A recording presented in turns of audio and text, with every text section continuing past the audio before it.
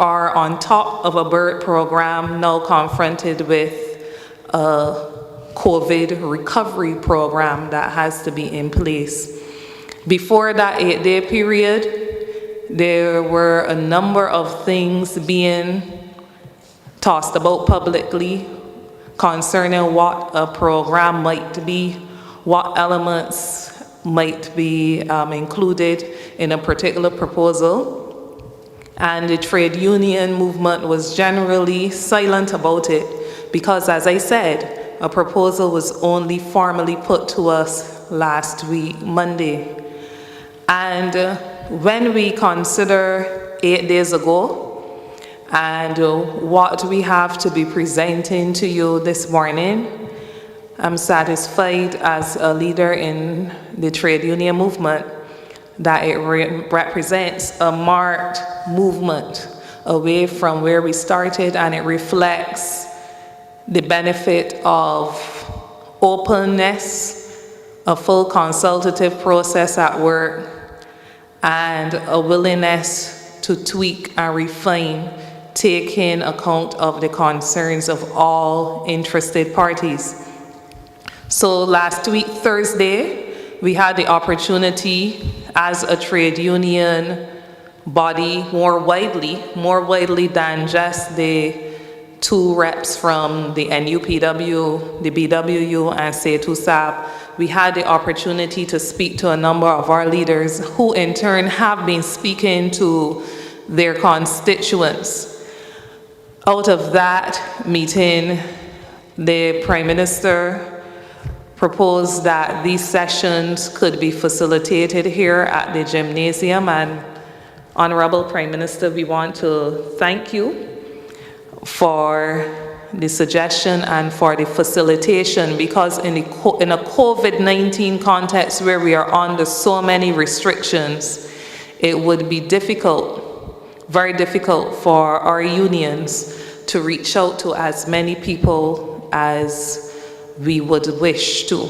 And so these sessions have been organized to facilitate the discussion. I know that there are some trade unions who have had engagement with their membership since Thursday, and although allocations of space have been made for some, they might now be open to other people, because I am aware that some unions have received majority support already for the program. But this is an opportunity not for me to blabber on too much, but for you who made it out this morning, for you to receive the presentation, for you to have the benefit and the maximum time available to ask as many questions as possible. Of course, the Prime Minister, outside of asking for these sessions, is the minister responsible for the public service as well. The minister also responsible for finance. So it is useful for us to have the program being rolled out at the highest level of the union leadership and the government. So I'm urging all of us to, as we hear the presentation, to ask as many questions as possible, utilize this as an opportunity for as much clarification as possible, and so that the sessions will be meaningful to all of us. So with those brief remarks, that's it from me. I want to hear from you. Thank you, Senator. Is the gymnasium ready?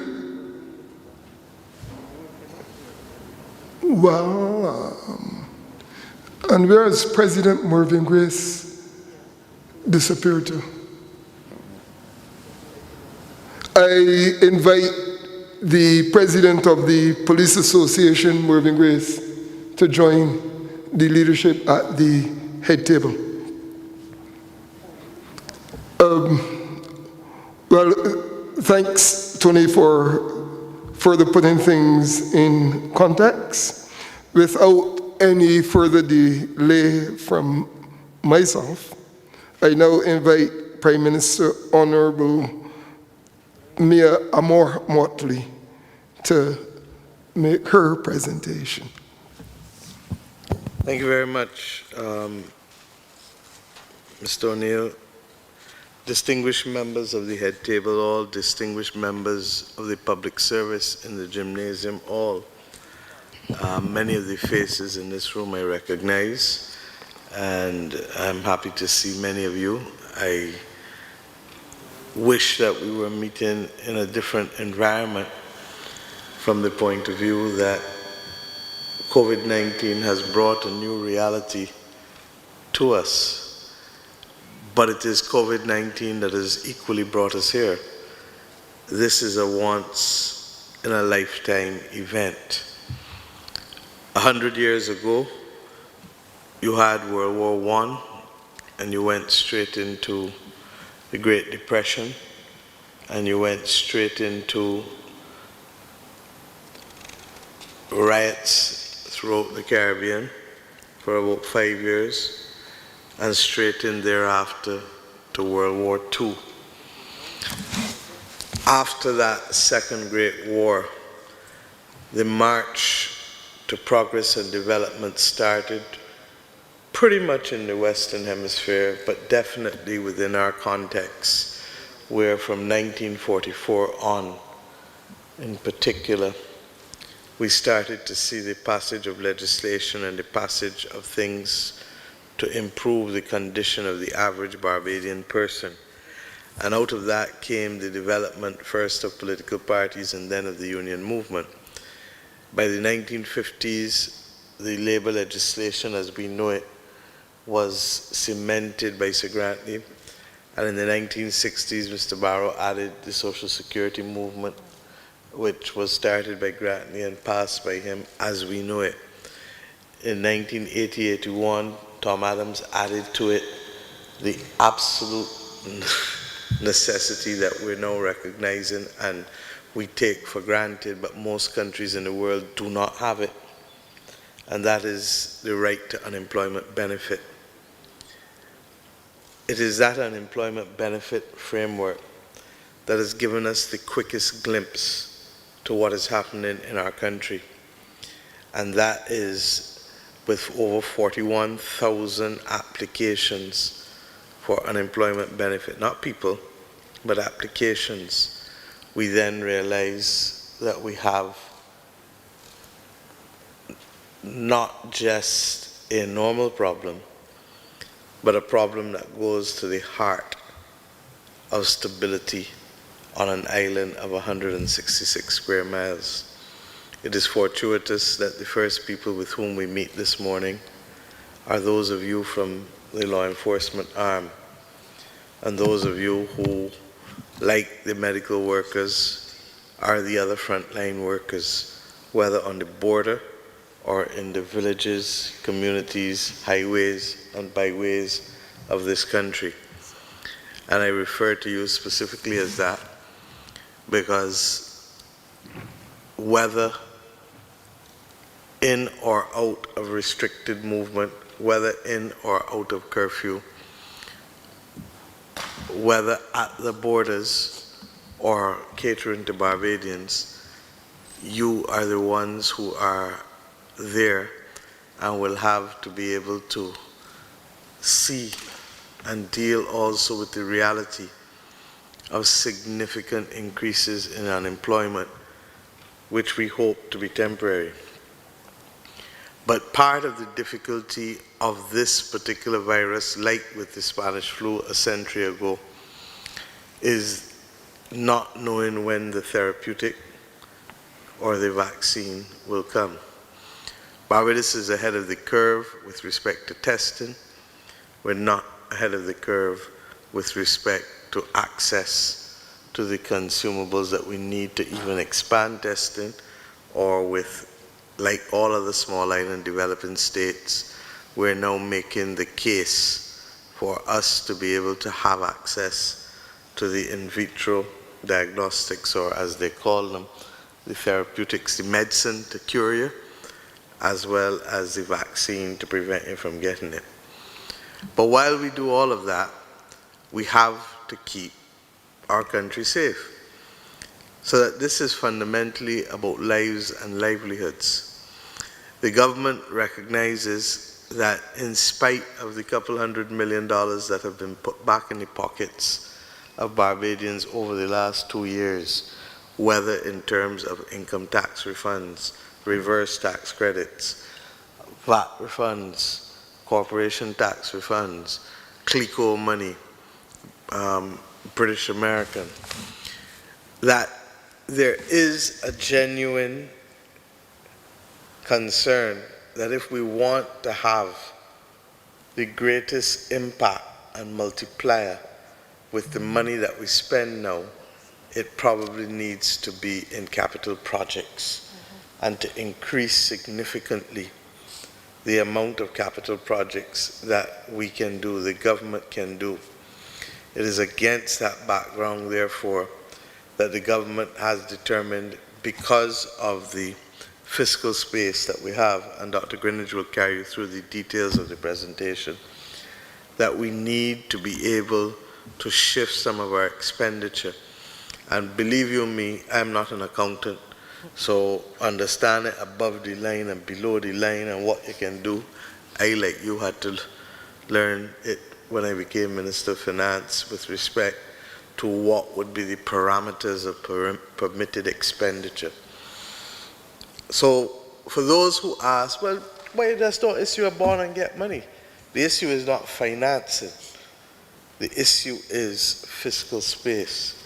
So that if this is all of the space, and Dr. Greenidge will explain it far better than I could ever, if this is all the fiscal space I have, then all I can do is rearrange within the box what I need to do in order to be able to get the capital expenditure that I need to get. Are we doing other things too? Of course we are. I've indicated already that we're reviewing the estimates, we're reviewing programs. There's some programs we will have to put on hold, there's some we will have to pause, there's some we will have to get rid of and find somebody else to do them. Because we are in that moment. And the most important thing, because COVID-19 is a once-in-a-lifetime event, what we don't want is to create permanent solutions that go way beyond what COVID-19 is carrying us to and overshoot. So it is against that background that we determined that a compact with those of us who are at the core of wanting to retain stability in this country, and there is no God-given right to stability, and if we ever doubted it, we only need to go and turn on our television now and watch for the last 7 days what has been taking place in the United States of America, and which nobody can be happy about, but which regrettably is as a result of years of ignoring the concerns, the difficulties, the worries, the anxieties, and not just of who we see, because in very many instances the people we are seeing on television are our family. And in many instances, there's some who even have linkages literally to Caribbean families or are Caribbean by birth. So that we know that there is no God-given right to stability. And therefore, fundamentally, this program is about being our brother's keeper and our sister's keeper and ensuring that all must eat in this country going forward over the next 18 months or so. Why? Because the few that are not will put the entire society at risk if we have pockets who cannot live well in this country of ours. Now, what we put on the table, as both Mr. O'Neill and Senator Moore said, has been tweaked significantly through collaboration and communication with the union movement, with the officers in the Ministry of Finance, with other public servants, and also with others outside of the fray here who have made a considerable difference, such that, as I said on Thursday, Barbadian ingenuity is creating an opportunity that is potentially a win-win. A win-win for the government in terms of the capital works program that we need to undertake so that more Barbadians can get work, significantly more Barbadians can get work over the course of the next 12 to 18 months than would otherwise be able to. A win-win for you because there's no alteration to your compensation in any way, and you can opt in, opt out, opt in fully, opt in partially, opt out fully, opt out partially.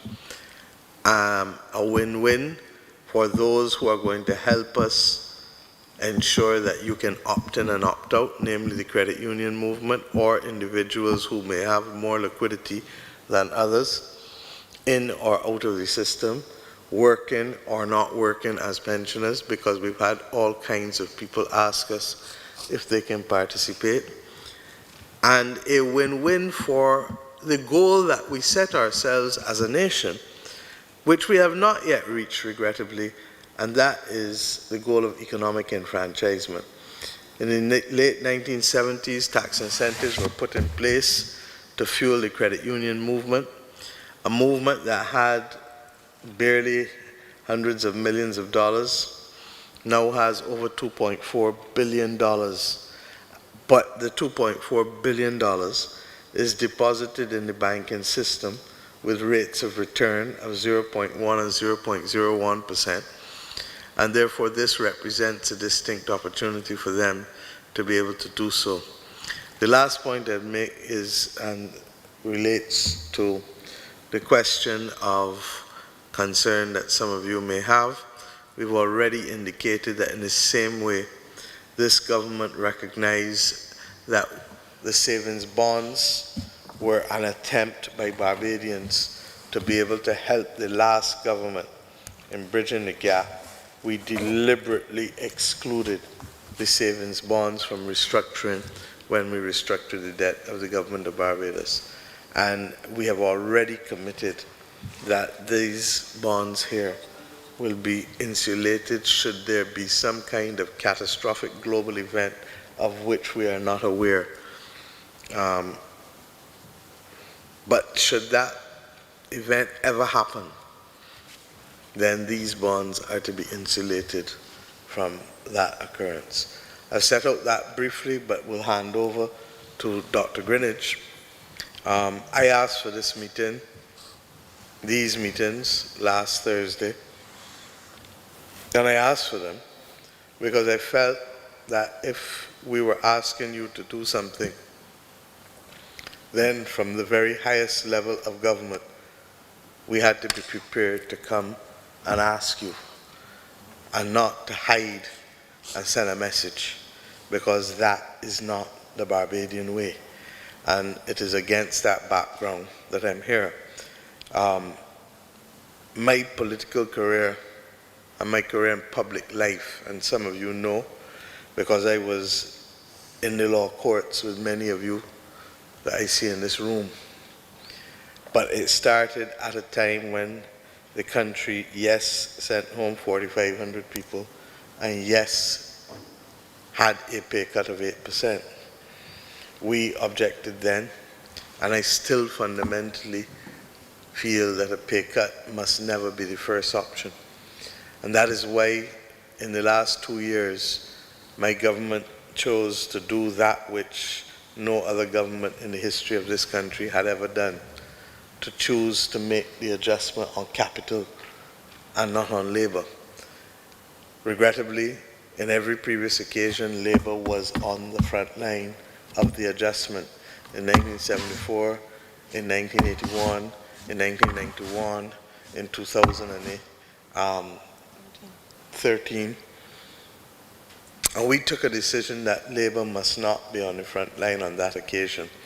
And as compared to billions of dollars of readjustment for capital, who, by the way, were able within a year to be posting profits again, in spite of all of the protestations.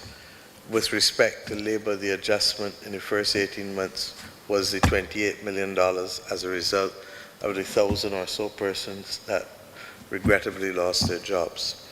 On this occasion, the adjustment is not with you with respect to any adjustment of jobs or any adjustment of salary, but it is an adjustment of how we do things availing an opportunity or allowing you to avail yourself of an opportunity that would not otherwise exist. And why? Because we are our brothers, sisters, and keepers. And all of us from small learnt one thing: there, but for the grace of God, goes I. And I trust and pray that this country will always hold dearly to that precept that recognizes that on 166 square miles, you cannot live as an island. You have to live in solidarity with each other. So against that background, I'd like to thank you. I'm told that we have 6 of these meetings over the next 2 days, and I also have a ACP summit tomorrow morning at 6 o'clock across the oceans. So I feel as though I'm on a path for 2 days, but I feel that this is the most essential conversation that I must have as Prime Minister of this country in COVID-19, because at the end of the day, if we do not have agreement on most of us moving in the same direction, then what is at risk is ultimately the stability of this fair nation of ours.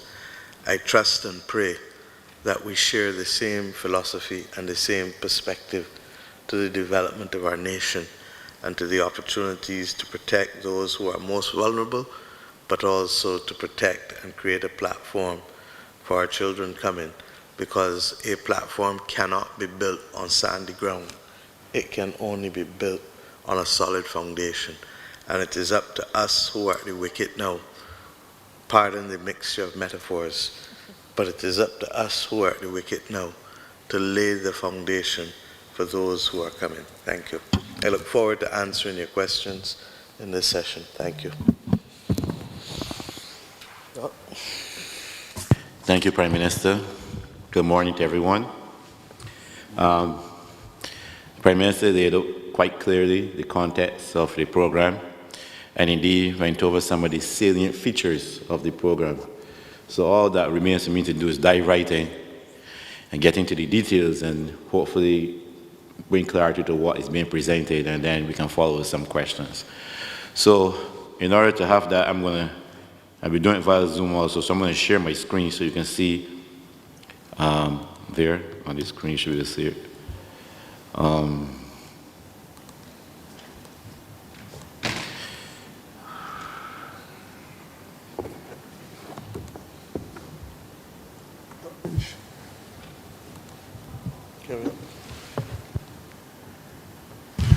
Just one moment. It is my information that this session is being streamed or Zoomed. Good. Okay. Dr. Greenwich should be aware. Yes. Yeah, okay. Don't worry, I'm not going to say anything that Nah, I'm aware. Thank you very much. I say good words. All right, so let's begin. Barbados Optional Savings Scheme, which we now know as BOSS. And it is truly a combination of work shared between ourselves, the union, and with any great product. I was telling someone the other day, with any great product, any economic great product, any great plan, the first one is not always the best. It goes through a stage, it's a refinement. And what comes out the other end really sometimes amazes persons. It is really one of those really good products. Now, perhaps let me begin by saying, as Prime Minister pointed out, but in more detail, why? Why now? Why are we doing this at this moment? In one word, COVID. The impact of COVID. At the end of the last fiscal year in March, we were projecting, it was laid in Parliament, our revenues, expectations, on our expenditures, our budget. We were on track as with the work program. Along came COVID, and our best estimates today is that government stands to lose in the region of $450 to $500 million in revenues. And I must say that's our current work estimate, because it really depends on how long this external shock, COVID, lasts, how quickly we are able, the world open up, because a lot, when you're a tourism-dependent country, a lot is outside of your control. When the world opens up, and flights begin.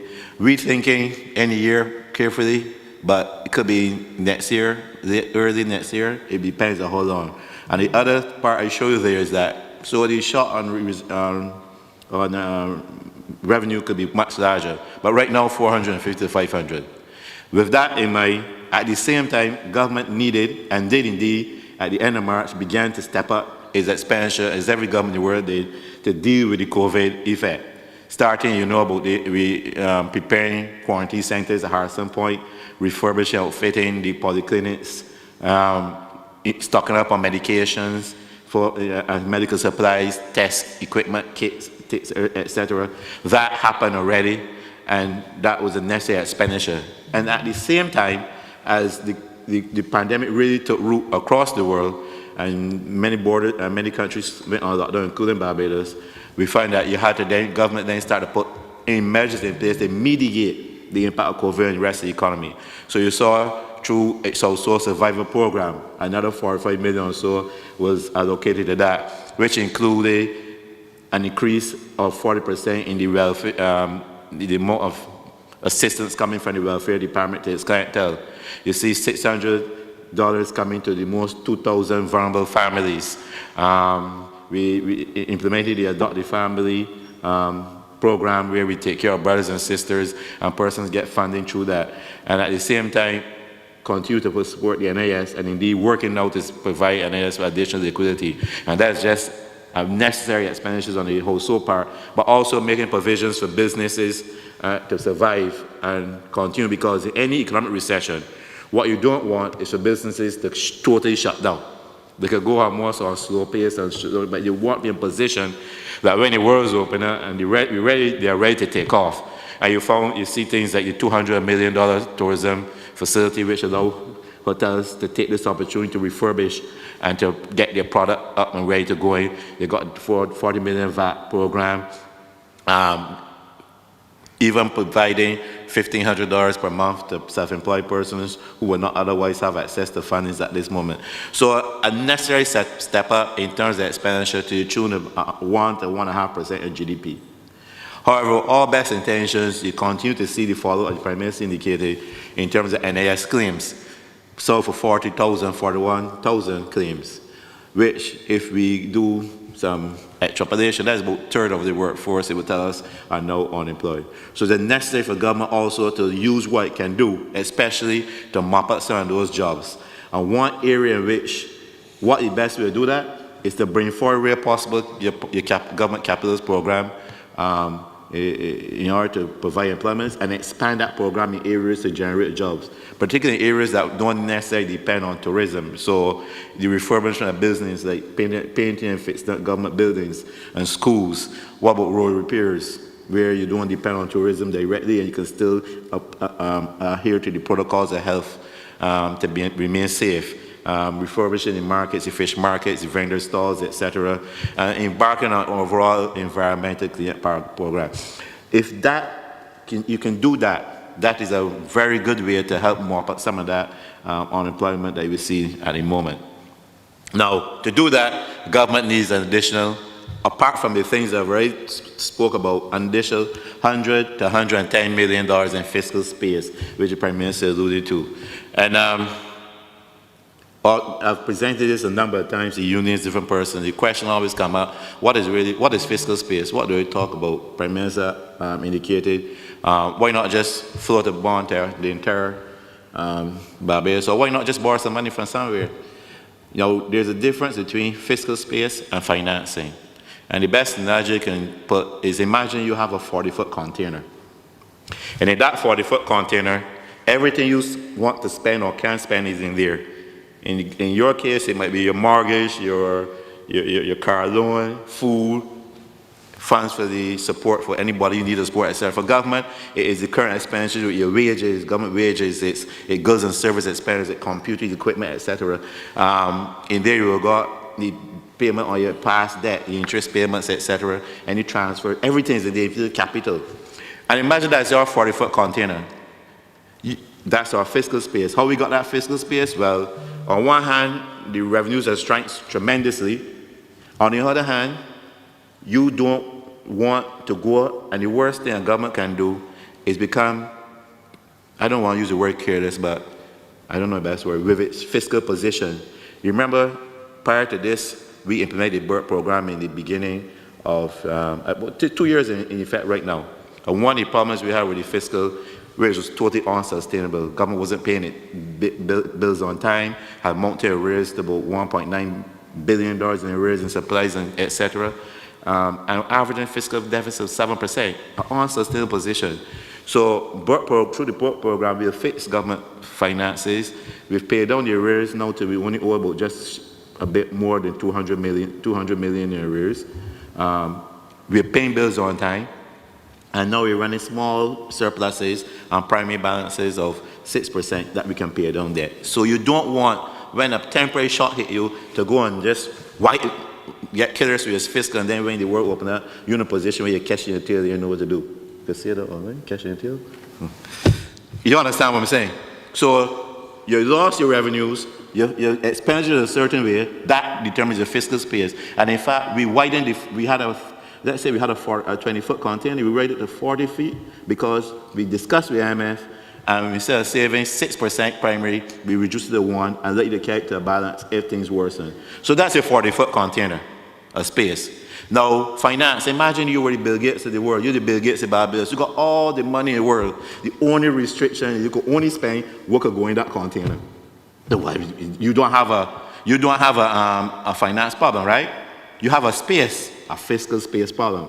So for us now, to increase the capital, which is part of the container, we need to save something on somewhere else. We've looked across primarily in here, we look at what we're spending money, we look at repurposing the budget in terms of what is necessary and trying to target it more purposely.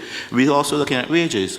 Now, because everything going by container is recorded on a cash basis, if I pay cash, it's in there. If I don't pay cash, it's not in there. So when we pay workers their money, and last year, let me tell you, the wage bill was what? In central government, 806 million. I don't remember it for the rest of my life because they lost a bet to the Prime Minister on that. Cost me 2 bottles of whiskey. But anyhow, let me not put that over there. Now, 806 million, that's cash spent. That is in my container, you understand?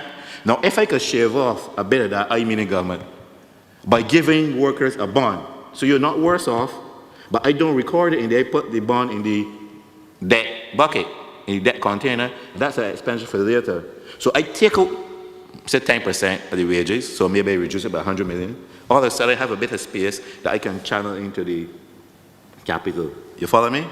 So if a person says, why don't I give it a bond to everyone in the country? Well, everyone is not in my fiscal space.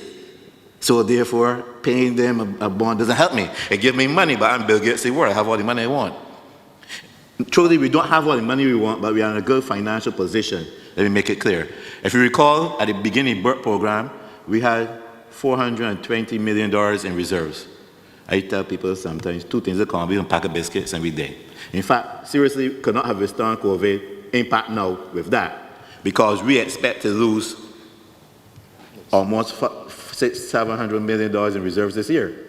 But the good thing is that at the end, we now stand at $1.7 billion in reserves.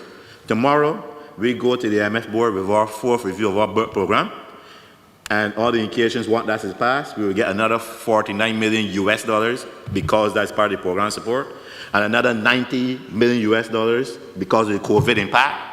Most countries are taking out real space and get to help us. That will put us what? That's 140 million in all. 49, and that's what? 300 million roughly Barbados dollars. That adds to the 1.7, $2 billion.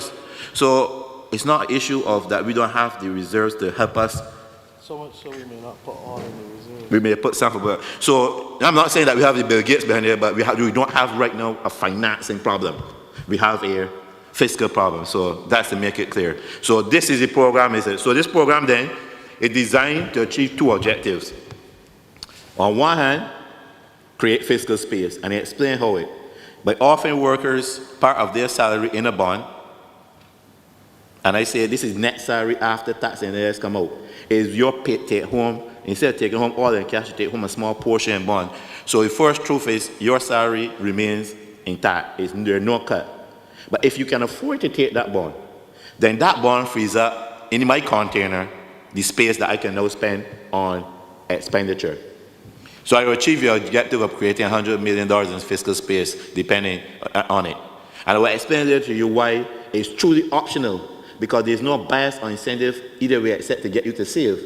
Because it's been so well designed with everyone input that even when person opts out, we still get the fiscal space. So there's no incentive beyond explaining to you and showing you if you can truly afford to save, this is the best saving opportunity available right now. The other objective is what? I reduce my wage bill in terms of cash spending, but I don't cut employment in the public sector. So we achieve that dual goal. Everything we evaluate, keep in mind it must attain these two objectives when in terms of the program. The other beautiful thing that it adheres to the Bayesian principle of taking care of a brother. Because when we spend money, as the Prime Minister explained, especially on capital, our fellow know who lost his pay in the hotel because the hotel has gone out of business or slowed down because of COVID, can now get piece of work in the construction when we start there. Or can his community help paint a school or help refurbish one government building. So we are soaking that unemployment and helping our brothers and sisters the Bayesian way. So these are the key principles of the program. Now, graphically, I know we all picture, so I put a graph here to explain a picture. On one hand, this is what exists before. You get your full salary. One truth for the program, your full salary. You used to get as a cash in check, you get it in your bank account in Broad Street, your credit union, however you used to get it that. Now we are proposing that for the next 18 months, you will get your full salary again, the same way, but this time, each month you will get piece, the majority, say 90%, I will give you the actual amount soon, as check, cash in your bank account in Broad Street, in the bank, in the credit union, wherever you bank. But at the same time, you will also get a bond, the last portion of your check. So if 95% was cash, the 5% is a bond. That is yours in your bond account. You got a bank account, it becomes your bond account. It ain't saying that the government holding to give you later, it's yours in your bond account. You can do whatever you want to do with it. You can will it, bequest it, use it to support collateral for a loan, you can cash it in, whatever you so desire, it is yours. That's how it works. So let me talk about this bond. And a lot of persons asked before was a bond. This bond is an instrument which you will now get as part of your salary that you opt for. It will earn you 5% each year for 4 years. It means if you save $1,000 of your salary now, I'm going to take you some examples and numbers, but if you were supposed to save $1,000, 5% of that is $50. So every year you will get $50 for the next 4 years, which is $200.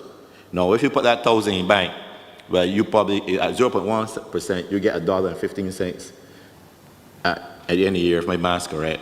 Is it correct? 15? No, you get 15 cents, sorry, on that 1,000. You see the difference. Now, to make it even more attractive, the bond will pay interest every 6 months. So you don't have to wait the end of the 4 years to get your interest. You will get, so that $50, you will get $25 in 6 months, another $25 in the next 6 months, and another $25. So at the end of 4 years, you got your $200 back, and then you get back the bond as cash in your bank account. That's how it works here. To make it even more attractive, government is waiving on the interest earned, the $200 I just mentioned, there'll be no withholding tax. Now, if you invest your money in a credit union, put it in deposit in a commercial bank, buy a mutual fund, anything, the interest earned on that attracts a tax. We call it a withholding tax. Even before you get it, it comes out. Even on your bank statement, correct, you will see it. There'll be no withholding tax. So that $200 I mentioned, tax-free in your pocket. It's fully tradable, one, because on one hand, it comes in 18 pieces. Every month you put down a piece, that goes in your bond account. That's one bond in July. If we start in July, and that's the objective, in August, another piece goes in your bank account, in your bond account. That 2 pieces, you have 2 bonds. So because at the end of 18 months, you got 18 pieces, fully tradable. You take out whichever you want. The one that went in first, number 2, you could do number 10, you could do whatever you want. At the same time, on the back end, we are creating an environment where the demand for the bonds are there. Credit unions have expressed that they're on board They have expressed their interest to the central bank, and will be doing it over the next couple of days in terms of how much. But truth be told, financial institutions, anyone, most people be looking for it because there's nothing really else except put your money in the bank or put it on your bed, and you're earning nothing. So it's fully tradable. And as the Prime Minister indicated, this bond is will be immune from any possible restructuring, because as for last time, saving bonds were immune from restructuring. Now, I don't want anyone within earshot of my voices think that we're thinking that you'll be restructuring again, because that is, in my view, not possible for a number of reasons. One, when we did the last debt restructuring of about $12 billion, the savings we got, which is about $1 billion per year, we wrote into the clauses of those new instruments that if we ever had to restructure, all then savings got paid back. So that is something that I can't even fathom. So that is not possible on that front. Also, more importantly, the reason why we restructured, because the economy was basically destroyed, does not exist today. What I sometimes start to call the four horsemen of economic apocalypse. You know the four horsemen in the biblical terms? But the four horsemen of economics we have fixed. The first horseman of economics I referred to earlier is debt. Before the start of the BERT program, our debt was 176% of GDP. We were the third highest indebted country in the world, so small Barbados. What that meant in layman terms is that 65 cents on average of every tax dollar went to pay a debt. 67, Prime Minister corrected me. I got a lot of numbers for my head, but Prime Minister don't forget numbers. 67 cents. That left what? 33 cents to do everything else. Pay wages, buy goods and services, do capital work. So that's why you find there was an absence of any real infrastructure development, because there weren't literally any money with all best intention to do anything. Since that horseman of the apocalypse, economic apocalypse, and I've coined these phrases, is now, before the COVID hit us, 118% of GDP at end March. Translate what that really means. Now, 22 cents instead of 67 of every tax dollar is paying debt, leaving, 78 cents to do the other things that needs to be done. This is what I call the fundamentals. That is that your heart, your blood pressure. If your blood pressure high, and a shock hit you, as COVID hit us, you can't respond. That's your fundamental. You're likely to respond better and recover when your fundamentals is your pressure is down. Another horseman of the apocalypse, reserves. I mentioned it before. Reserve is that your blood running through you. So if you got cholesterol and clotting, you know when COVID hit you and you fall down, it can be difficult to get it back up. Same thing. Reserves were 420 million. I mentioned it. I'd like to repeat. It now start 1.7 billion. I'd like you to go to 2 billion. We'll go to 2 billion in excess of 20 weeks. So that horseman of the apocalypse economics has been fixed. It means that fundamental number 2, 21 weeks roughly, that fundamental. No, you're already at 21.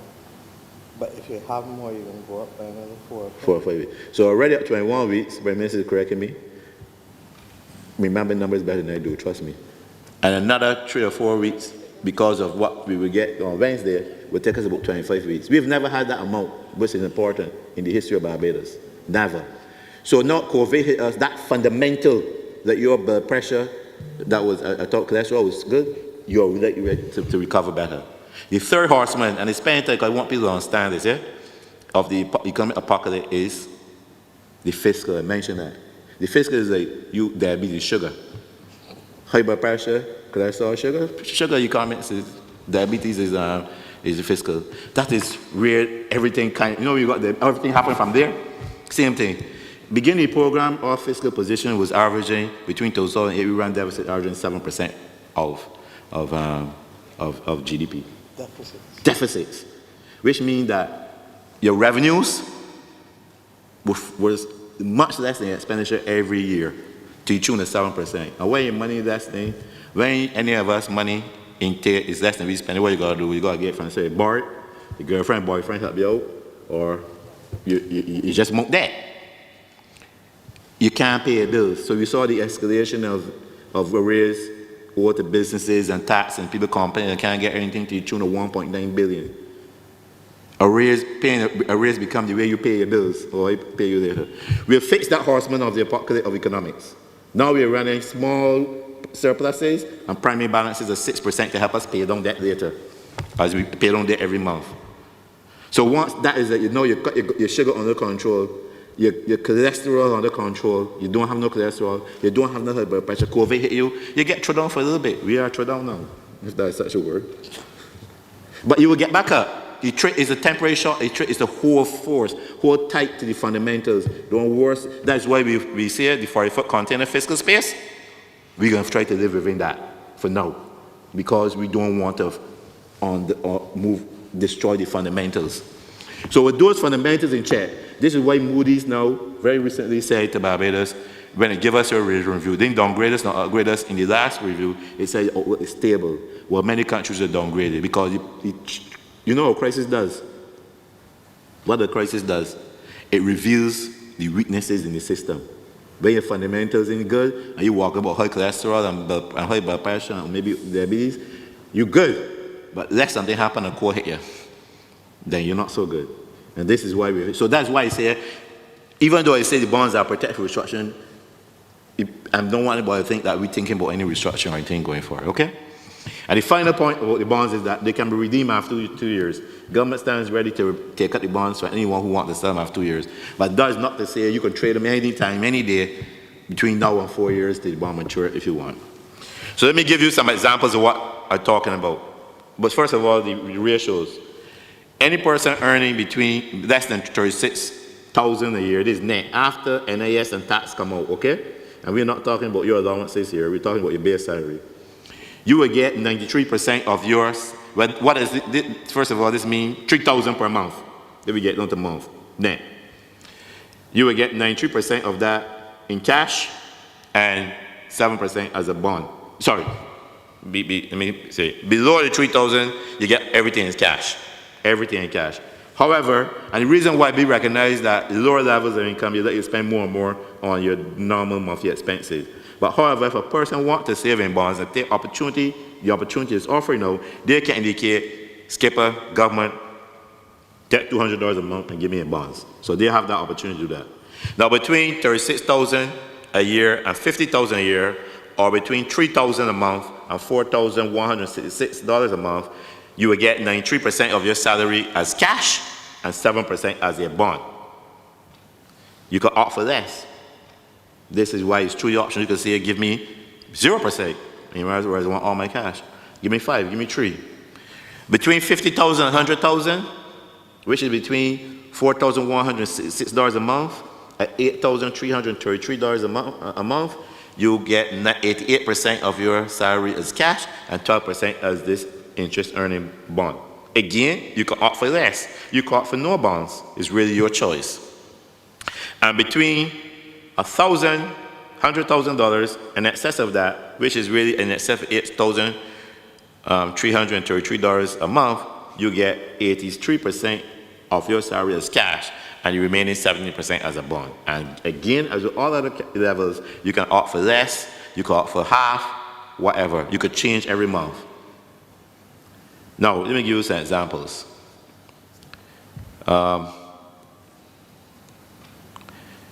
I see it's covered, so let me focus on the Z1 scale here, maybe Z4.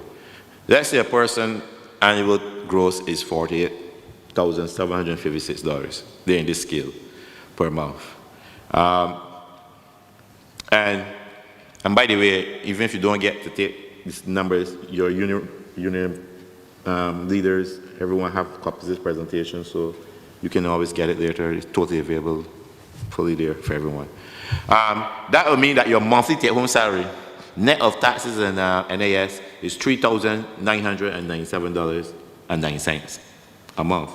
That's what you take home in February, in March, in April. You take it home last month, and you will take it home in June. But then come July, and the program kicks in full effect, you take home full amount is still that, but now you take home 93% because you're in the category that attracts 7% in bonds. You take home $3,159.29 in cash. So instructions come from the Treasury, you'll see in your bank account in Broad Street or your credit union account, the $3,159. That's 93% of your salary. At the same time, you will get a bond in your bond account at the central bank and a statement to that effect saying you now own in your bond account a bond to the tune of $237.80. So at the end of the day, you get your full salary, but you get two sources of income coming to you, two sources of which is paid. From the treasury, 93%, $3,159.29, and then your bond account is increased by $237. Now, that's July. That's one bond. That bond will now mature 4 years from now and pay you interest every 6 months thereof. In August, let's say you haven't changed your instructions, same thing happened. You got two bonds in central bank to the tune of $74.60. Two bonds, your bond account increase. And that continues in September, you put in another bond. And that happens and continue like that until the end of the program, which you're contributing, you're getting your salary and bonds for 18 months. At the end of 18 months, and they're just going to show you the savings benefit first, and then we'll talk about the other options, you will have saved $4,280.33 in your bond account by saving $237 a month. That is paying interest every 6 months from the collection of bonds in there. This is interest flows. But what I focus on is like in 4 years, that $4,280.33 that you have saved will have attracted interest. Total interest you earn is $856.07. Now, imagine you have put that same every month, the $237 in your bank account and save it. Because the bank rate's now 0.15% on average or 0.1%, you probably get about $25.68 on that as interest. But unfortunately, you ain't getting to take it out because bank charges $5 a month for your maintenance fee on your account will bring you owe the bank at the end of the day about $214. I have not even considered that you might go to the counter and over-counter transaction and try a $3 fee, sometimes in between there, or you might use another. Oh, the button screen cut off. Oh, there. All right. And that you may make, you know, you can always improvise very quickly. We plan for that. Take you straight to the Excel sheet. Definitely can't see that. No, we'll fix it up. Because I want people to really follow. Can you, now where we make it? Yeah, what happened here? Sorry folks, I realized that it was cut off. In fact, let me do this. Good. Collapse. Make it a little bigger.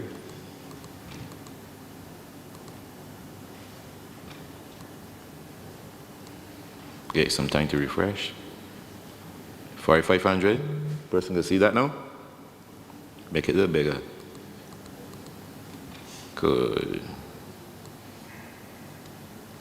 You can see now? Right. So this is what we're showing on the PowerPoint. And if I come down and you have put it in the bank, you will have saved $25.68. But the bank charges, because the bank is charging $5 a month, you pay bank $240. So you never take out the amount you put in. You will not take out the 4. You actually take out less, you pay the bank to keep your money. But if you put it in the bonds, you get $856.07, simply on saving $237 a month. So in terms of a savings opportunity or instrument, this is a no-brainer. So what we really have to care, and you have all the other examples there, I can go through them for you, but to left time for discussions, let me get to assume that everyone understands the example. If you don't, we'll go through it in question and answer. It's really, we have to cater for the person who, for one reason or another, cannot afford to save anything. That person would like to save, but he needs his full cash now. Maybe later he will change the instructions. Assume it's this same individual, Mary Jane. Mary Jane pays $3,397.09. The same example. Person can see it, right? Per month. Now Mary Jane is entitled to get 93%, which is $3,159 in cash, and the $237.80 as a bond. Mary Jane cannot afford that right now because she has a few mortgage payments and car loan coming out, maybe in 6 months' time. What will happen is that at the beginning, sometime before the 10th of July, each public servant will be given a form coming from the Ministry of Public Service with a very simple question. This is your bond allocation. Do you want it all in cash? Do you want some in bond? Or do you want all in bond? Let's say Mary Jane wants all she money in bond. You know when she says, this is my money, my want now. Because I got some things to do, I can't save nothing. So she wants you $397, okay? That's perfectly fine. Perfectly fine. What happens is that the Ministry of Public Service sends instructions to the Treasury to pay Mary Jane her $3159.59 in cash. That goes into her bank account. So Mary Jane got her 93%. At the same time, the Ministry of Public Service sends instructions to the central bank to credit Mary Jane a bank bond account with the $237.80 and then sell it and send the cash to her. But to make sure it's even more seamlessly, central bank, before they even thought about selling, central bank actually buys the bond immediately. So by the time Mary Jane and send the money to Mary Jane account in Broad Street. So by the time Mary Jane is looking at her bank account, she's going to see two sources of income added up to her first salary. She will see the $397.09, the $3,159.29 that comes from the Treasury, and she will see the $237.80 coming from the central bank, and she has her full paycheck. She has a statement from the Treasury indicating how it's divided, and she gets a statement from the central bank saying, you have bonds to this amount, and we can cash it and send you money. Mary Jane, you get her money one time. Now let me explain why I'm saying there's no incentive to act for Mary, anyway, not to adhere or give Mary Jane this full option. Because we still achieve the fiscal objective, full transparency.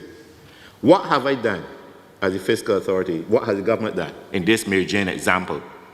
The government has paid Mary Jane $3,159.29 in cash. That's in 90%. Remember my fiscal container? What have I recorded?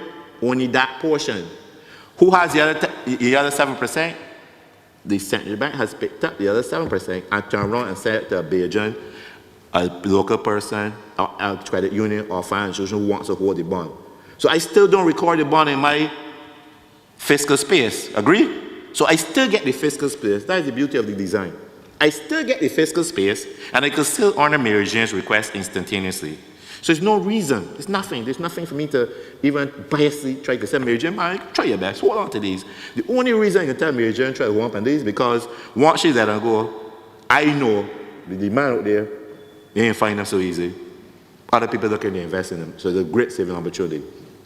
Let me go through it again, a slightly different one. Let's say Mary Jane says, look, I could only save, I'm supposed to get $237 in the bond. Truth be told, at the start, let me put 100. I need the $137 because I got to do, make my other expenses. In the form, before the 10th of July, Mary Jane instruct, listen, Mary Jane says, I want to save only 100 in my bond account. I only want 100 bonds, give me rest in cash. No problem. Ministry of Public Service sent instructions to the Treasury saying, pay Mary Jane how much? $3,159.29 in cash. That's all going in my fiscal bucket, my space. It tells the central bank, credit Mary Jane's account for $237.80 and sell $137.80, so she only got 100 remaining, and give her the cash. Central bank immediately converts that.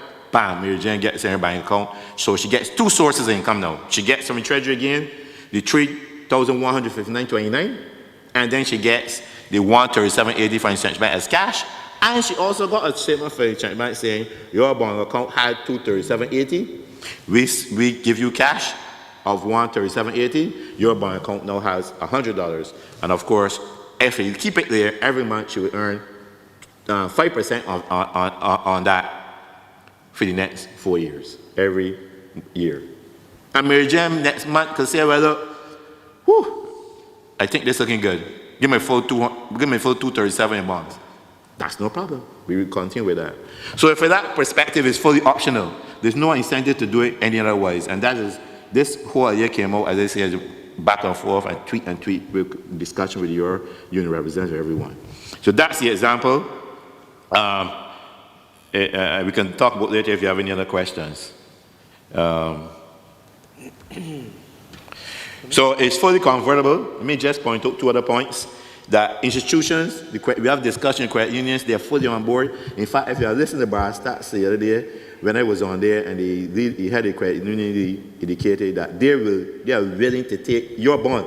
If you don't want to encash at the same time via this seamless process, you want to take it, you can take it to your credit union. And they will take your bond and cash it and put it against anything you want to put against in your account.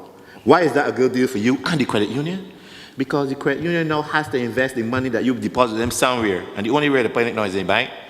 All roads lead to the bank. And no fault of anyone, there's the environment. Even if you kept with Barbados, you don't get much more. Now, the credit union invests in 5% instrument by taking it from you.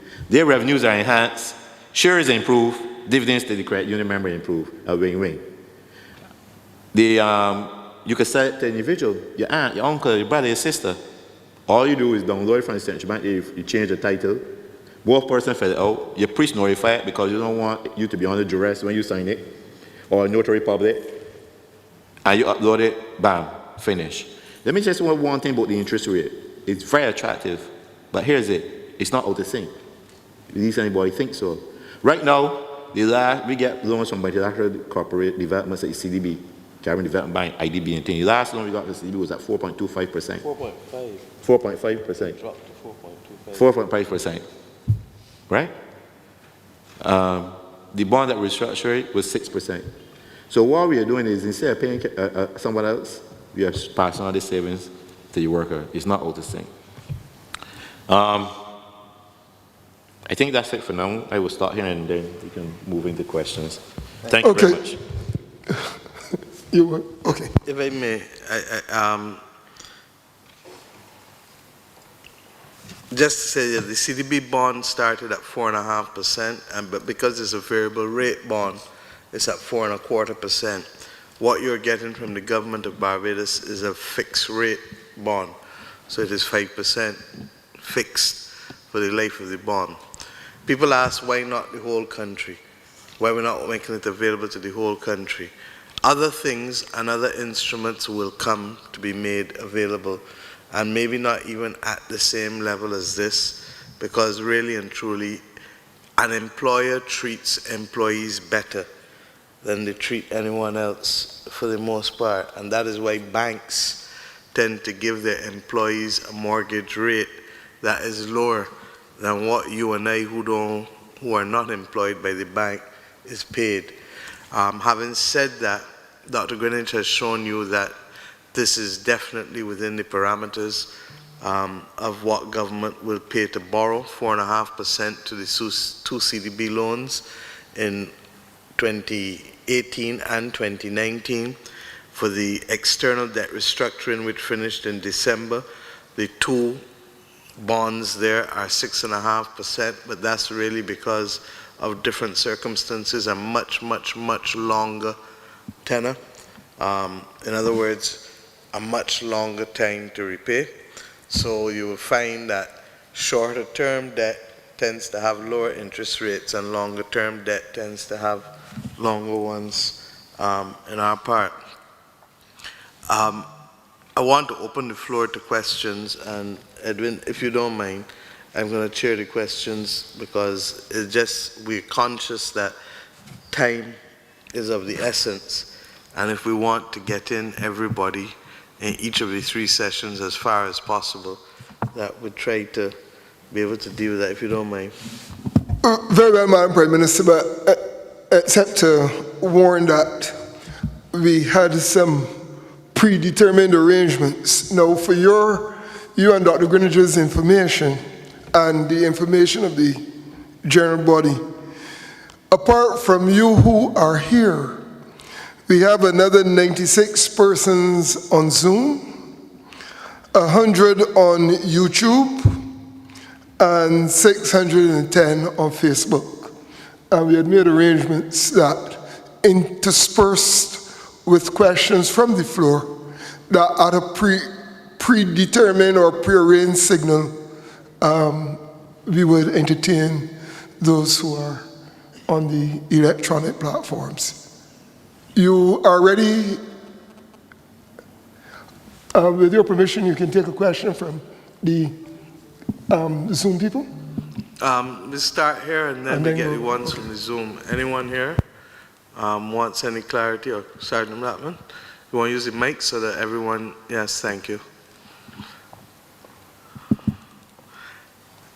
Don't kill me if I don't remember everybody's name.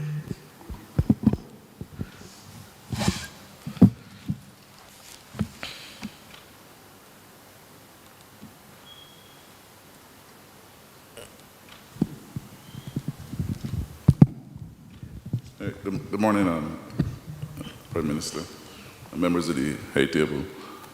Generally, I believe that I grasp the concept of the whole BOSS program. Process for forming the central bank. So I'm trying to follow the example of the Mary Jane as the employee, and understanding who communicates with the central bank. So as I go through,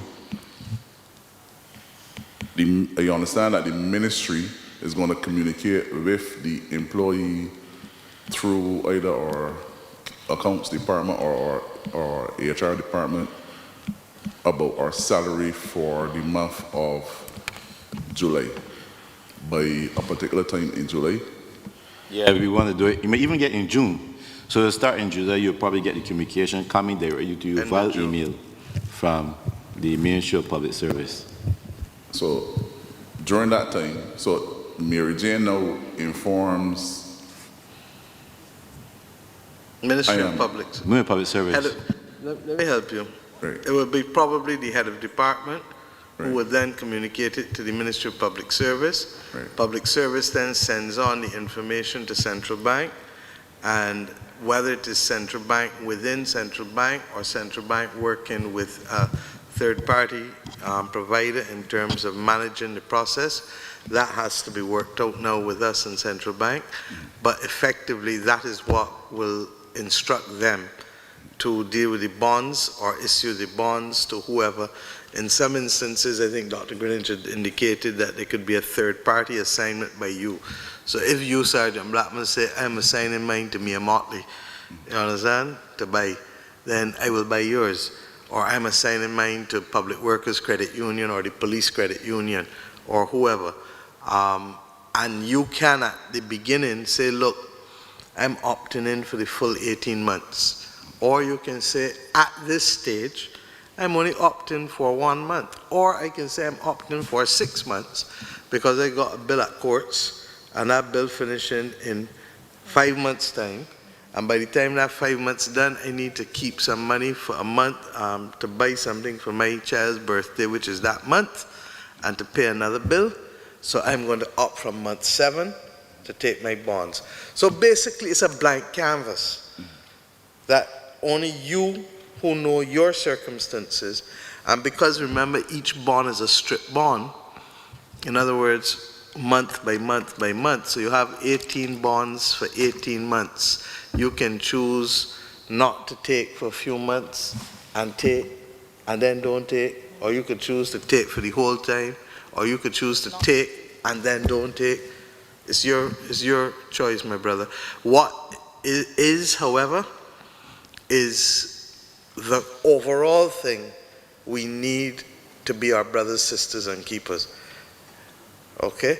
But we do accept that individual circumstances will be different. So with one of your other sister unions, they've already indicated, for example, that 92% of their membership will take the bonds. Okay? We expect that will vary from association to association, and for want of a better phrase, from ministry to ministry. But because of the commitment of credit unions, pensioners, and other Barbadians who are saying, I want some of them bonds, we are satisfied that there is a market that is full for it. Correct? Correct. And just one other question.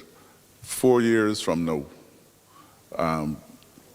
do you see let me say that the 18 months totals $10,000. Do you see the spend compared to 2020? Do you see it changing over 4 years? The value of the same 10,000. In other words, will inflation so reduce the value of your money? Unlikely, but what really would have reduced it would have been a devaluation. And that's why we had to take the actions that we took over the last 18 months. Because a devaluation doesn't come like inflation. A devaluation comes like a thief in the night and just chop you down. Inflation tends to be, more, in our part of the world, more like water going down a hill. So it can still eat in. But that's why, remember, the bank is paying you less interest than the inflation rate. Chances are we are going to have higher interest with this bond, I hope, than our inflation rate most of the next 4 years. Okay? Zoom, you have somebody on Zoom? Or so we take somebody else on the floor? We'll take the floor while they set up how we do in the Zoom, because we're not seeing it on screen yet.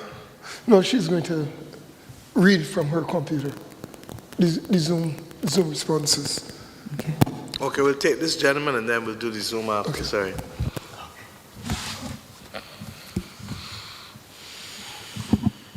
Hi, good morning. Morning, ma'am. So my first question is, will the redirection of the funds and the investment in capital works mean a recruitment program for the skilled artisans and laborers within the communities by the Ministry of Transport and Works, or will it be done by private contractors and the recruitment is left up to them? Both. So let me explain for the benefit of most.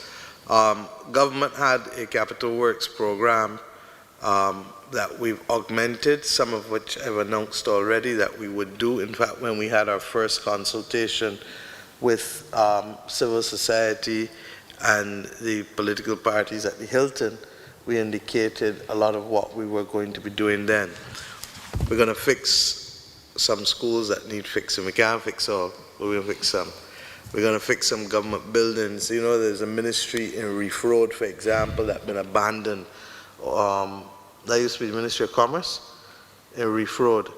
There are going to be buildings like the old waterworks building there in the Pine that's been abandoned. So there are a number of properties. And why?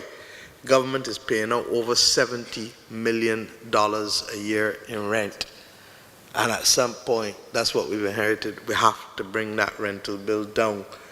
And that can only be done by us bringing back into productive use some of the properties.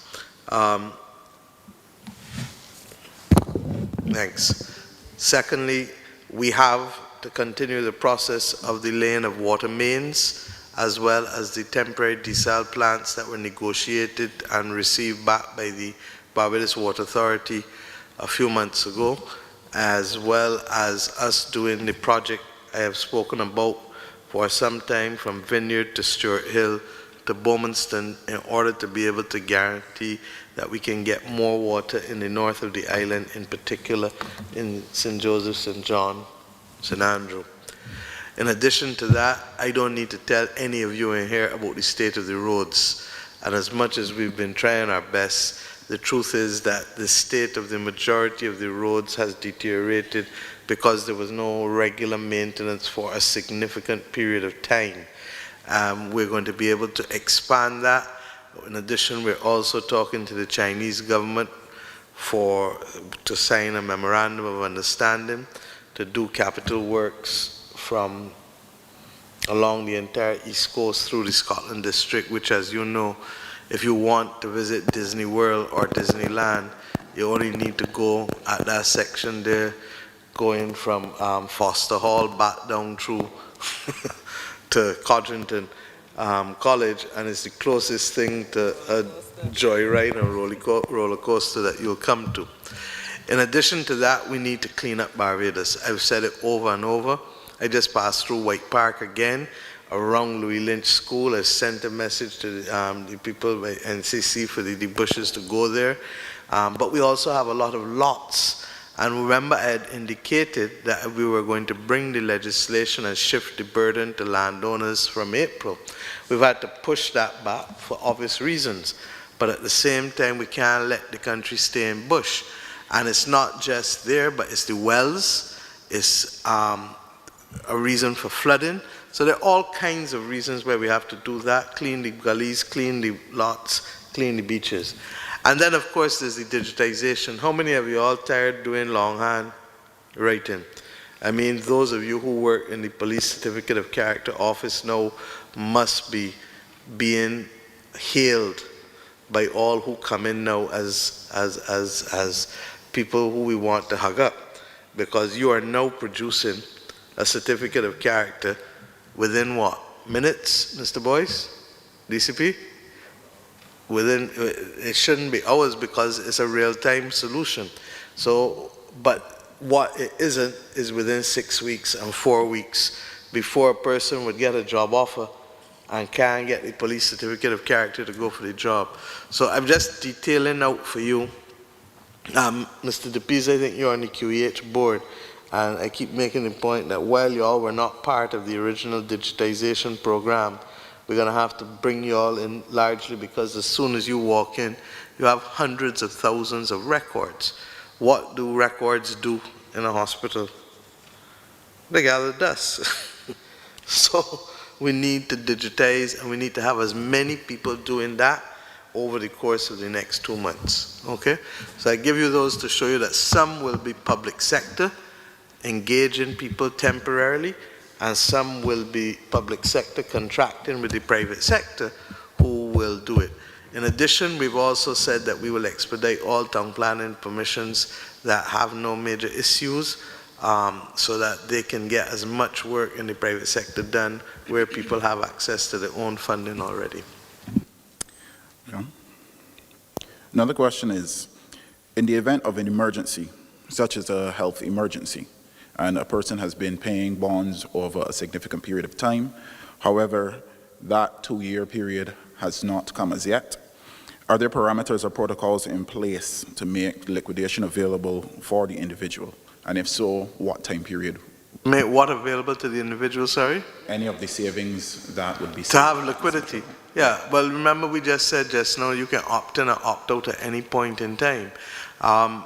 If there's another emergency, first of all, it's not 2 years, it's only 18 months. If, for example, things come to an end and things go back, sweet, we may not even need to go to the full 18 months. But I think that a number of you would want to continue to stay in because of the 5%. So I would be loath to break it given the commitment that we've given. But the liquidity option is always there. You can always go liquid. What I want to say, and you know me, I believe in telling people as it is. So that, and we said it on Thursday, I repeat it now. On the day on which your bonds, you're making decisions about your bonds, you're going to trade at the full price, 100 cents in the dollar. I cannot guarantee, however, that if you choose at some point in between, hopefully I think most of the credit unions will trade with you at par or almost at par. That means only at 100 cents. A bond can also trade above par because the demand for it is so great that people will say, I'm going to give you 102 cents in the dollar for your 100 cents because that 5% interest is too good for me to pass up. So that even if I give you 2 cents more, I get in my 5% interest on the principal. They can equally say, I'm going to give you 3 or 4 cents less. But on the day on which you make your elections for your salary every month, in other words, when it's coming from government to you, 100 cents in the dollar. However you deal with it in between or after, like everything else, like the cash in your pocket, depends on what you spend it on, what you invest it on, etc. So I want to make that clear, because what are we really doing? And just bear with me for 2 minutes. We're closing the circle of enfranchisement.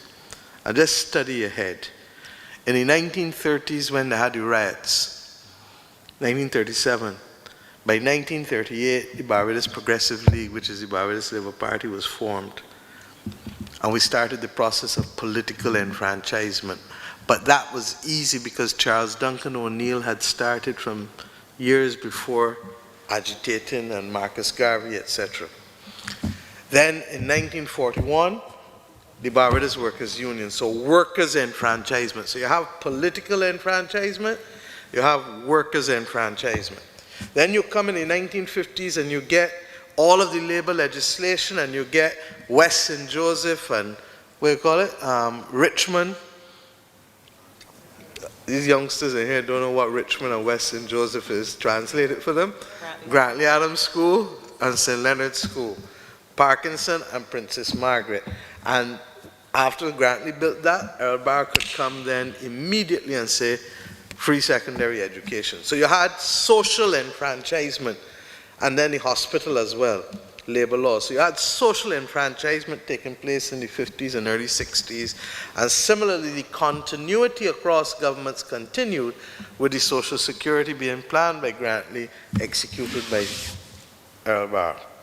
Then in the 70s, we start to realize we have got political enfranchisement, worker enfranchisement, social enfranchisement, social security enfranchisement.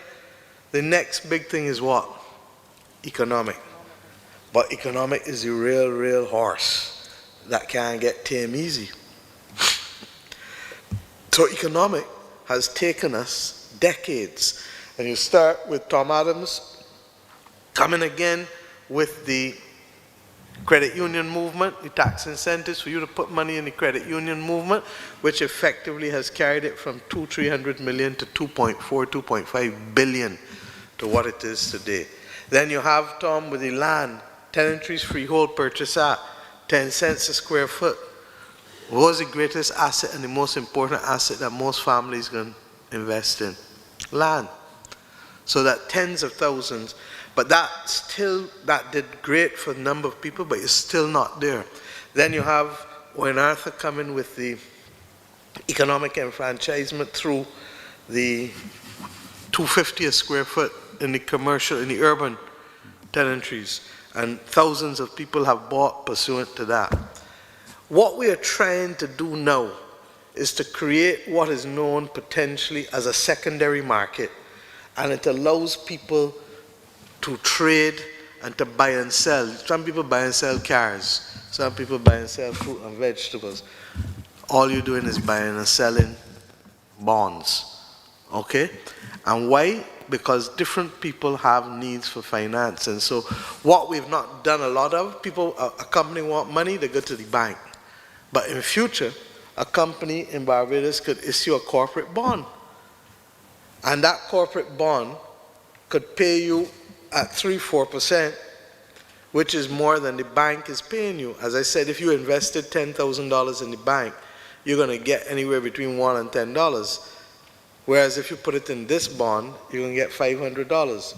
So people just have to be given the opportunity, and this is one perfect way of us creating that opportunity while creating the fiscal space to allow us to employ your brothers and sisters, our brothers and sisters, and at the same time keeping your job, and at the same time allowing you the flexibility to save. Now in Singapore, I'll leave with this last one.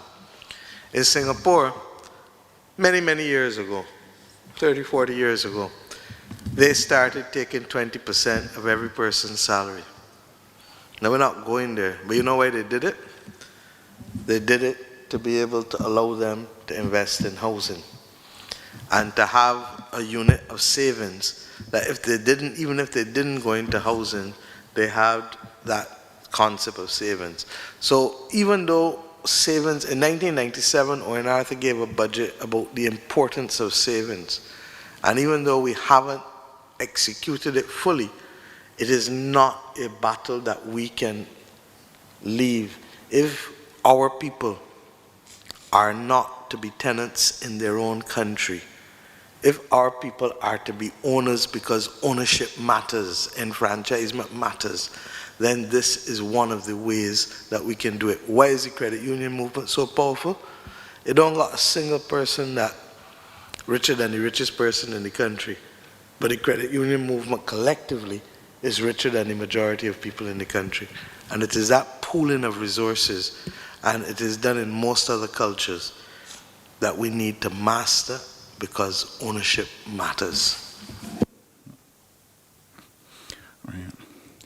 My final question is that if there is, God forbid, a change in the political environment in Barbados, what guarantee do the workers have that there will be no changes to the parameters of the BOSS project?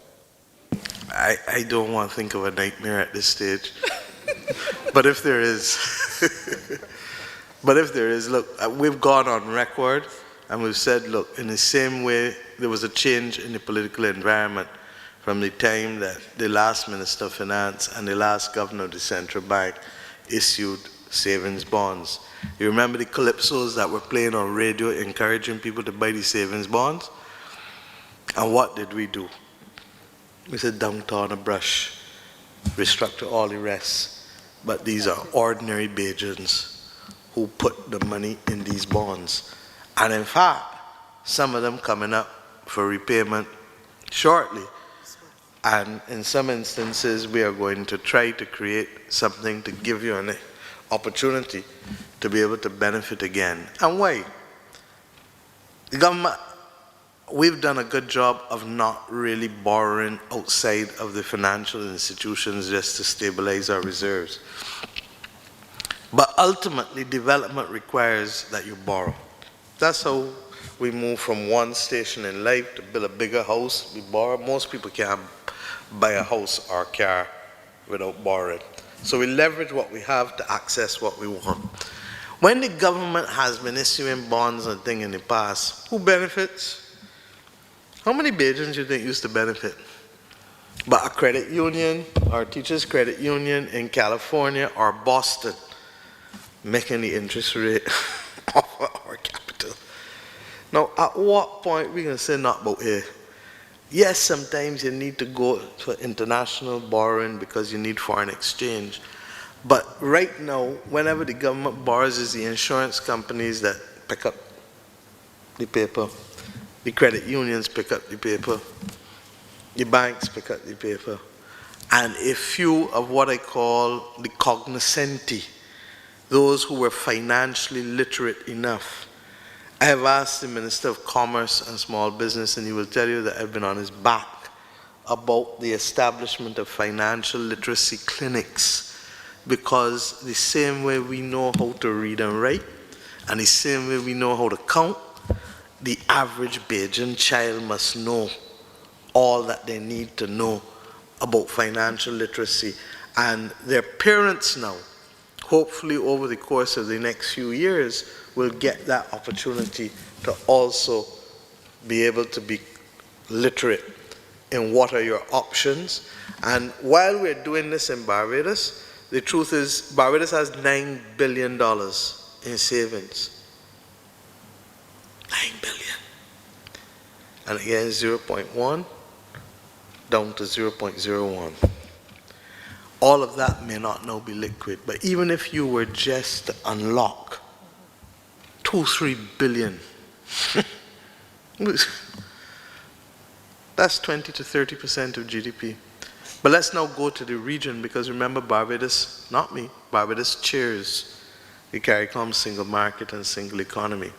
You know how much liquidity we got in the region? In savings?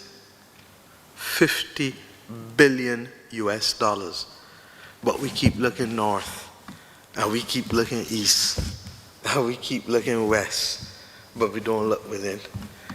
Okay? So that when a hotel is destroyed by a hurricane, and it's a well-known hotel, well-known chain, well-managed, gives you good accounts every year, all of us in here should still be able to pick up a regional bond and have a mixture, because what is he saying? Don't put all your eggs in what? In one basket. And whether it is the Social Security Scheme investment, NIS investment guidelines, or you as an individual, don't put all your eggs in one basket. So if you've got a piece in the bank, you've got a piece in bonds there, you've got a piece in a meeting turn, you got a piece, and you work out and decide how best you save. But those are the kinds of conversations that we need to have. But most things in life only happen when a crisis intervenes to capture the attention of everybody. Because in the absence of the crisis, how many people will be listening to me now about bonds? Not many. What you talking about? Get on with life.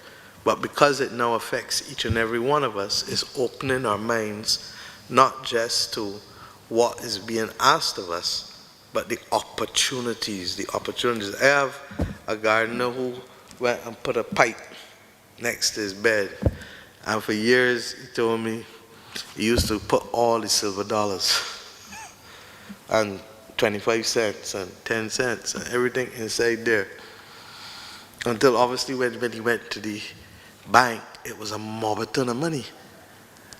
For my own person, and I don't have no problem sharing my business. From the time I became Minister of Education, somebody whispered something to me, and if I was Billy Miller, she tell me, what you don't see, you don't miss. What you don't see, you don't miss. And she said it for two things, for food and for money. Don't bring in your house anything that you shouldn't eat. If it's in there, you can't eat it. And for money, put aside, and since 1995, I've been putting aside $300 in the credit union every month. I don't look at it, I don't touch it, I just put it there. When we were in primary school, what did they tell us? Save for what? A rainy day. They didn't tell us we should have said save for COVID, but now you're going to say save for a rainy day or for a COVID. Because in the psyche of the people who taught us, the last great pandemic was really 1918 to 1920. As a primary school child, how many of us went and got polio vaccines? We heard about smallpox when we were growing up early, but they were getting on top of it. So this is just our cross to bear.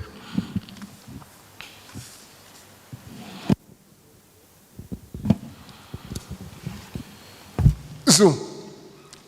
Thank you.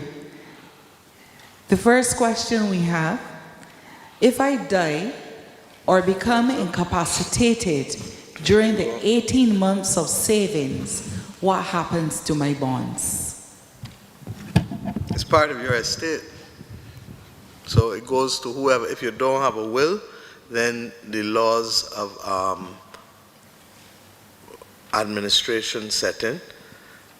If you have a will, well then the will determines who gets it. Thank you. Another one?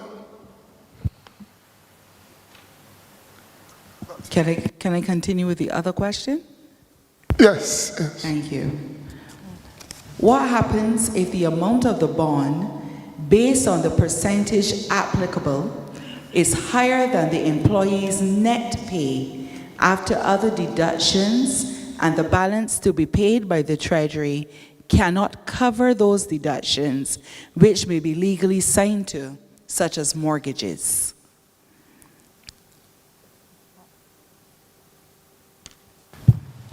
So the percent that is actually in bonds is on the net salary after taxes and NAS comes out. So what you're asking is that after that comes out, and then the employee has a few commitments at the Treasury, takes out money, he don't have enough, but he still wants to save. I believe you have a few options there. The employee will look at his expense envelope. Let's say one is a car payment, but he still wants to save. Since it must come from his salary, I would say the employee should engage with his financial institution to have that payment come to his bank account, as opposed to his salary, to free up that space so he can invest in the bonds. Because you can't bring money outside from the banking system, your account, and put it in there. So first of all, so let's say the employee when he finish, he can only save a small portion, or he want to save all. The real trick is to just engage your financial institution. Say, listen, instead of my money coming from treasury to pay for my the car loan, I want you now to take the money from my deposit, pay for the car loan. What that does is free him the space to invest in the bond. So everyone's circumstance is different. You just got to look and see how you can take advantage of it. And in many instances, remember that this is not a one-off opportunity to talk with us or to talk to the credit union movement. I think you're going to find more and more financial institutions having to put financial advisors in place to advise ordinary citizens what to do. This notion that the only people who you should advise is people who are the hyper and super wealthy is something that we're not going to agree to. And that's why I would like to see a financial literacy clinic in the north, on the east coast somewhere, in the west coast, in St. Philip, in St. George, and on the south coast, genuine Christchurch, Oyston somewhere. So you have 5 or 6 financial literacy clinics. And why? How many people you know say, Lord, I can't breathe, I can't sleep, I can't move because these bills got me choked. And as an MP, I go through it all the time. And when you start to work it out, and you say, look, if you refinance, what you're paying now, you're paying out $2,800 a month and getting $4,500 in take-home pay. Mm-hmm. That $2,800 can be restructured, but you need to have a credit union or a bank willing to work with you, and we can probably bring that down to $1,600 or $1,700, but you spread it out over a longer period of time. Those are the kinds of things that you want Bajans to be able to think. My grandfather used to tell me, land don't spoil. Think about it in truth. Other than the pieces at the end of Glen Burnie that drop in the water, for the most part, land don't spoil. So that land is one of the best investments, and it's the one that culturally, our people have been encouraged to use. But land isn't always as liquid as you would like it, and you may not want to sell a piece of land for $100,000 or $80,000 where you really only need 10. So you have to learn and teach people then how to use the system. So you may say, look, I got these bonds here. I want to be able to leverage them to borrow something, and I will assign the bonds to you in order for you to lend me once the numbers make sense. Okay? Let me just add to what you said. I'm recognizing that public workers, in terms, not everyone's welfare is primarily syndicated with financial instruments and how they work. And in this regard, the central bank is playing even a larger role to ensure that, for example, the seamless transfer your money into liquidity cash if you want it at the payday. And even after that, central bank is to maintain your bond account. And you can have it, you will get a statement every month from the central bank about your bond account and transactions. But you can also call and say, listen, I got $6,000 saved in my bond account. I need to $4,000 because I got a medical emergency, or I need to travel, or I got to do this. And how can you facilitate? And he said, you know, having to find a broker and all that. The central bank has agreed to play that role in terms of facilitating in the absence of the financial. So no public sector worker is disadvantaged because he just doesn't know what to do, right?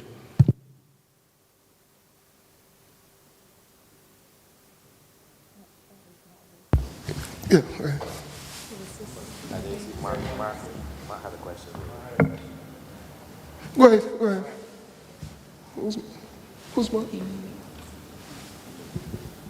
Good evening, good afternoon, Prime Minister, the distinguished head table. I understand the concept that is being put forward, and I think it has a win-win situation within. But I wanted to know, how do you treat continuous acting using that as the net salary? How do you mean? Whatever your salary is, whether you're acting or not acting, you can determine. And remember, because it's 18 strip bonds, Suppose you were acting in something you continue to act for the next 4 or 6 months, and you ideally wanted to be able to save, let's say, $500, okay? All of a sudden, 6 months from now, the interviews, regrettably, you didn't get the post, somebody else is now there, you've reverted, and in truth and in fact, you can't afford to pay that $500 anymore. You just indicate that as of next month, I want to change it to $200. So it is flexible enough to meet all of the exigencies, all of the vagaries of your particular employment. The only thing that it will not meet is continuous pay after death or retirement. So that, but other than that, you do as you want to direct. What we have to perfect is the mechanism, and that's why as soon as these meetings finish today and tomorrow, my next focus is being able to ensure that the execution can be as seamless as possible, recognizing that I'm not an IT person, but whoever the IT person's got to sit down and come and sit down with me now, and we talk it through step by step by step by step, from it leaving the desk of the Ministry of Public Service to the head of department to the individual persons. And then the easiest way obviously is for everybody to give in their emails so that a mass email can go with the thing.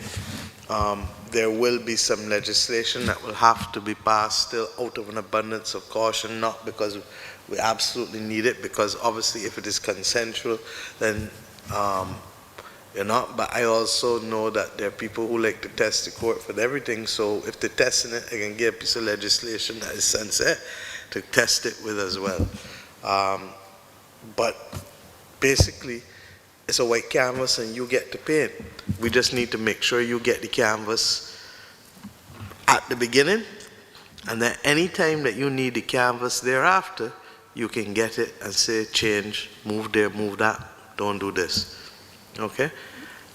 If I were to use... And if you're promoted, you can also write back and say, I was asking for 500, haven't been promoted now, I'd like to put in 800 or 900.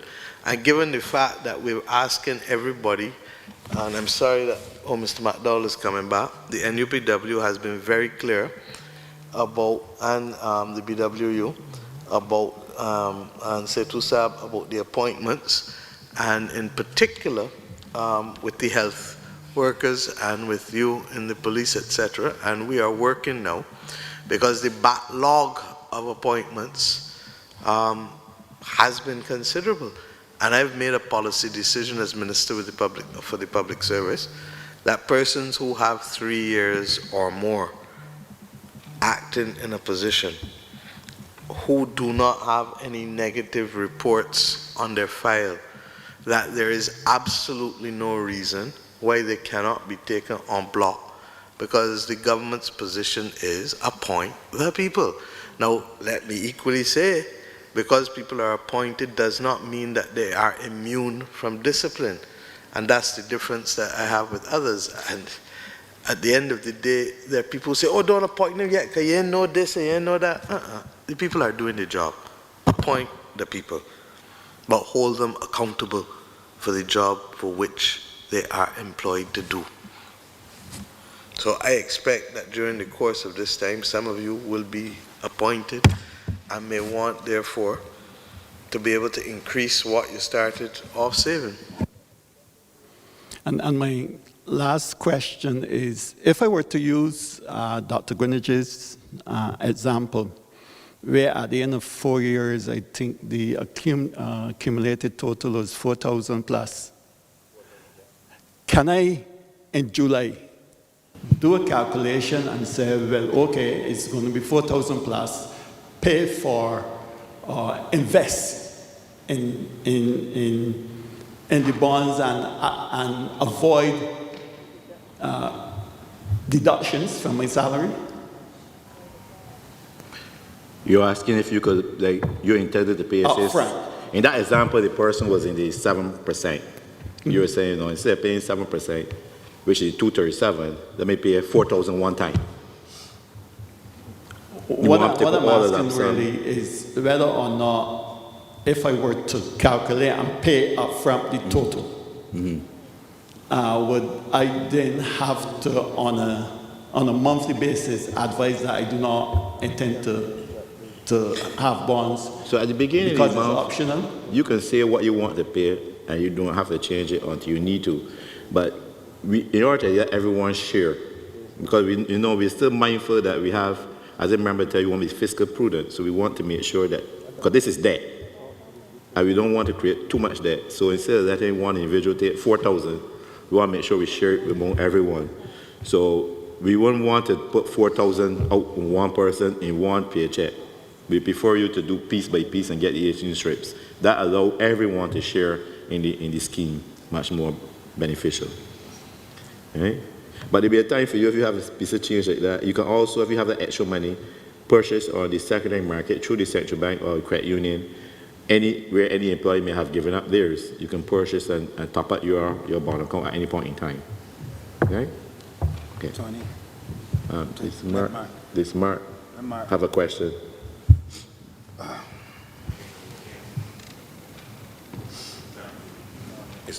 Oh yeah. I guess I could start with the commendations for the Prime Minister and her team over the last 6 weeks of this crisis. You've handled the country well, and I guess everyone here shares my sentiments in that regard. Thank you, Mark. This bond is a fantastic instrument for public sector workers. It's probably the first time in the history of the public service that you had at your disposal a financial instrument to invest in. And really, the leadership should have come from those responsible for the labor movement to give us encouragement to invest in this bond. My concern, PM, is we have a 1% at the banks and we have a 5% of your bond. It's more attractive. This bond is more The banks ain't even 1%. The banks is 0.1, 0.1, 0.1%. and some are even less than 0.1. So banks are also able to invest in this. What I'm saying is, this is a program for the public sector worker. And for banks or credit unions to be able to go in and get the same 5%, it may defeat that economic enfranchisement that you refer to. What I'm suggesting to you, Prime Minister, that each public sector worker has this program is for them, is the vendor. And if you want to buy these bonds, you have to buy through the vendor, which will be the public sector worker. This is a chance for the unions to But Mark, that is exactly that. We were you, that is exactly that. The only way a credit union, a bank, or anybody who's a non-public sector worker get their hands on a bond is if a public sector worker chooses to cash out his and say, I don't want bonds, I want cash.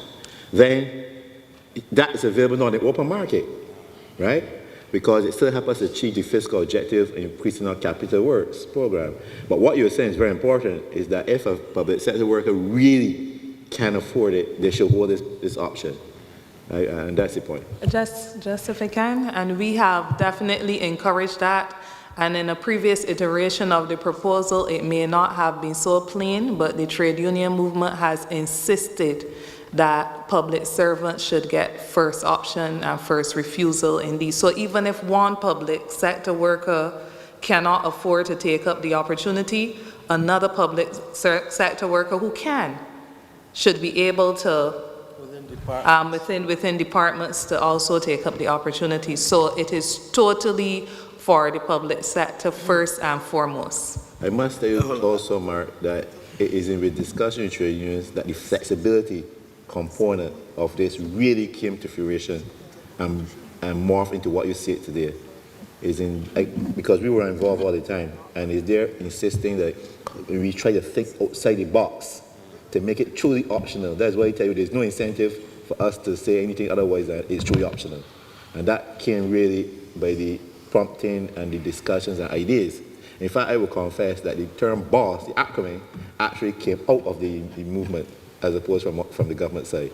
But as a Clap for that.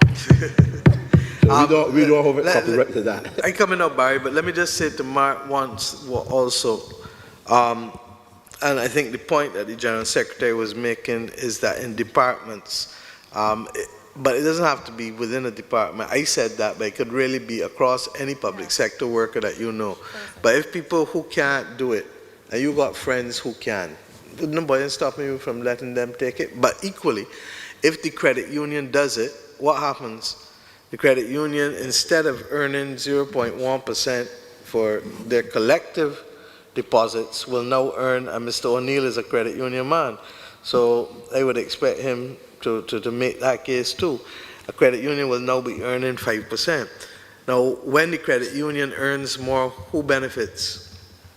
Members. The members, because you're shareholders, which means dividends. So that in a sense, you actually have the potential then to benefit twice by going with the credit union. I, like you, I'm a credit union member too, so forgive me if I promote them, not because of that specifically, but I really, really feel that we have to close the circle of enfranchisement in this country so that Bajans are not tenants in their own land, but owners in their own country. I'll make the last point now for you. Everybody's asking why only public servants. In fact, I have a message from one of the people from online who is asking specifically of us. Many of the retired members within the labor movement are inquiring about their ability to purchase bonds. I know that government wants to set limits with the debt incurred by the bonds. However, they are very enthused by the interest rates and feel that they're suffering by what is now ordered and being paid by the commercial banks. Can they be considered? Now, the bottom line is that we have to get the numbers right too, because too far east is always west. And therefore, the two things that we know that we're trying to be able to deal with this year are, one, the $100 million that we want for additional capital works there.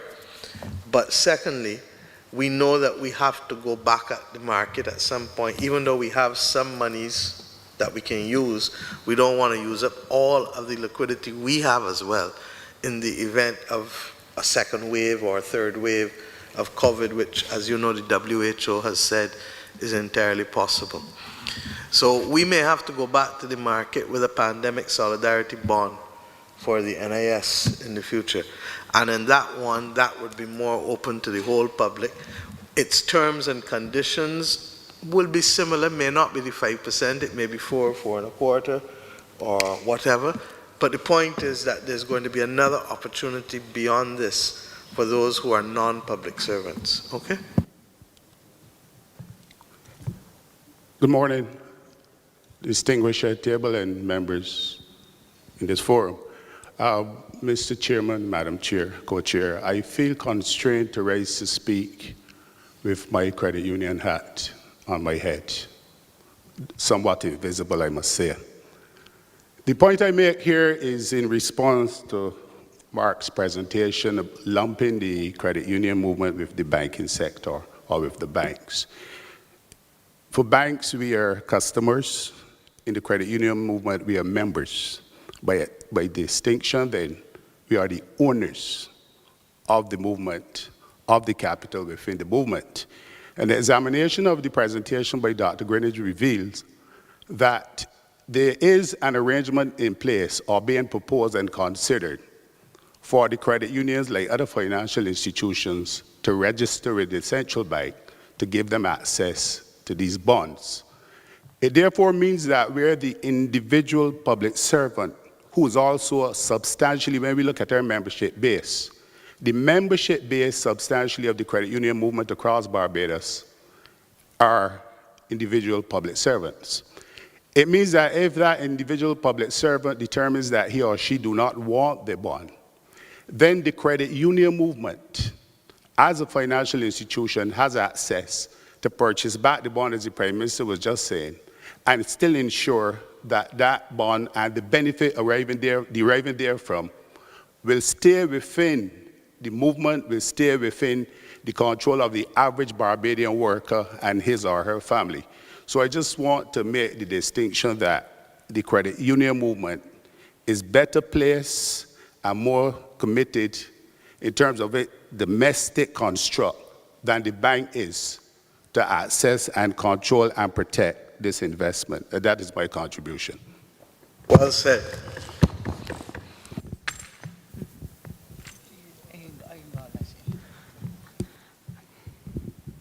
I am not clear about this optional, the boss. Is it optional that you sign on for the bond, or you have to do the deduction. Whether as a start for 18 months, you do it for 4 months, then 2 months, but in all, you must do the deduction. You don't have Is to do it it. optional, You or don't is have it to. that You don't have to do it. You don't have to do it at all. At the end of the day, if you choose that you don't want to have bonds at all, you can say, I don't want bonds, I only want cash. In which case, the credit union or whoever is registered with the central bank or the brokers that they have will say, I want to pick up those that nobody's assigned to anybody else. So you'll still get your full cash. So I will still get my full salary at the end of the month? Yeah. Okay. It just comes from two different sources. Kevin? Correct. So what you're saying is that I have to wait till the central bank sell the bond before I get my money? No. Get it the same time as normal. You will get it your salary the same way. Let's say you should get 5,000 in your bank account. You're going to see 5,000. The difference is you might see it from two sources. You will see, say, 4,500, the majority coming from your treasury, and then you will see from the central bank coming the other 500. But no delay. You don't have to wait the central bank. In fact, the central bank picks up the bond immediately and buy it, but turn around and sell it, just to ensure that no public sector worker has to wait for their money. So you go to the bank, your money will be there. So the money is going to be deducted anyway? Pardon me? It's going to be deducted anyway? No, okay, let's look at it from your perspective. You say you don't want no bond, you want cash. You saying that for me? I don't want y'all touching my salary. Good. No, you don't want me to touch your salary. Good. Then when you go to the bank, you will see your full salary. Okay. That's the end. The only difference, to be fully transparent, is that you will see it coming from two sources. You will see, say, 4,500 coming from the treasury, as you normally see, and you will see the remaining piece coming from the bank, and they will add up to the full amount. That's what you will see. All we are saying is that behind these scenes, government issues a bond still in your name, and it is sold off to the credit union so that some other credit union or other member can benefit from. But for your purposes, you get your full cash as you want it, on time with your paycheck, no delay. This is just a comment. I think a lot of us are worried because we don't know if we can afford to have that bond at the end of the month. We do what? So repeat. We don't know if we can't afford to have it. Right. Just let me finish. Go ahead. My feeling is this. I think we all would like to participate in helping the country, quote unquote. It's just that for me, $335 at the end of the month is hard. What about for some of us, you bring a bond that is say 100, like for somebody like me, I may be able to afford 100. I think what people are feeling is that the percentages that y'all put out there, for some of us, it's too high. But let me repeat, and I think we are on the same page. You are saying exactly what I told you, what I said to you. If you by default supposed to have 300, you say, listen, I can only afford $50. That is all that will be allocated to you. You will get the remaining in cash. So, but it will still have to come. It won't come to the, you know, the total. Let me say that for your example just now, 5,000. Let's say 5,000, and the 500 was allocated to you in bonds. You say, listen, I can't afford to save 500. I'm going to save 100. You will get your 4,900 in the bank the same way the 100 in the bond. And the 100 will be deducted every month for 18 months. Yes, but beautifully, because we do it every month, you might come to a position where you say, listen, I like the fact that I get a flow of income, and now my situation is easy a bit, increase that 100 to 200. And you say so in November, that will be done. And then later you say, no, I got to fall back. So it's fully flexible. You can say any amount from 0 to 100% of that bond, you can say convert. Okay, thank you. You're welcome. But thank you for your question, because I think other persons, it helps to reinforce the other person, the flexibility of it. And before the question comes, it's just important for you to know that the trade unions also made sure of that. That wasn't the case last week, Monday, but it is the case now. Putting in the plugs wherever we can. Just before you come, Madam Prime Minister, I think you will recognize this lady in blue. I would like you to recognize the Zoom immediately after this participant. All right, just one thing. I'm just basing on what is being said in my organization and other organizations. We're not clear. I hope it is clearer for you after this morning's presentation. Thank you. Thank you. Good morning to the panel. I came here this morning to really say to the government, this is a really amazing, amazing plan. Boss plan, as it's called. And I am happy as a public servant to be able to make a commitment. It's really hard to say that we all have disposable income. We really don't. But when I think about what this plan will do, how it will help my brothers, how it will help my sisters, how it will help my family, I have no choice. Even though I don't have a lot of fiscal space, I will find some money. I will find money because as a social worker, I understand the deprivation, I understand the hardship that is out there. When I think about that household mitigation program, assistance program that the government would have just put in place, I know I sound a little teary because when I look and see how that's helping individuals out there, I can tell you some of us, we might not, because of where we are or where we sit, we don't get to see that every day, but I get to see it. And I'm very happy that the government came up with a program that will give me the opportunity to invest my money, not only invest my money to help save. I got a problem saving. And if I buy a bond, it can help me to save. So I am very happy. And my real concern, though, is how this message is going to get out to the worker who really needs to come on board. There are a lot of negative energies out there where I hear people since this program started telling individuals don't invest in the bonds, and because they're not hearing and they don't understand, we need to get the message out. We need to go department by department, depot by depot. We need to get this message out because I get some negative things on my phone that is going around on social media about why people should not participate in the bond. And I really think the message needs to go out. And I come here this morning to say to the government, not that you will not get full participation, because my understanding is whether I participate or not, the bond can still be sold on my behalf. And the government will still be getting the fiscal space. But I want, just like the Prime Minister, I want Barbadians to invest in something that we can get back some sort of money. So I really would like the unions to get up. Don't sit down here, get out in the departments and get the message out. My question now, can the unions buy some of these bonds on behalf of their members? I know. Yes, if we get some. Hold on. I know the unions might not have a lot of money because, you know, but I think you still have some money that you can take up. And if I cannot buy a bond, buy it on my behalf. Okay? So that is my question. Can the unions buy bonds for their members? Yes, sister. I just want to appeal. I know this is becoming live. Public servants, stop thinking about yourself and think about your brothers and sisters.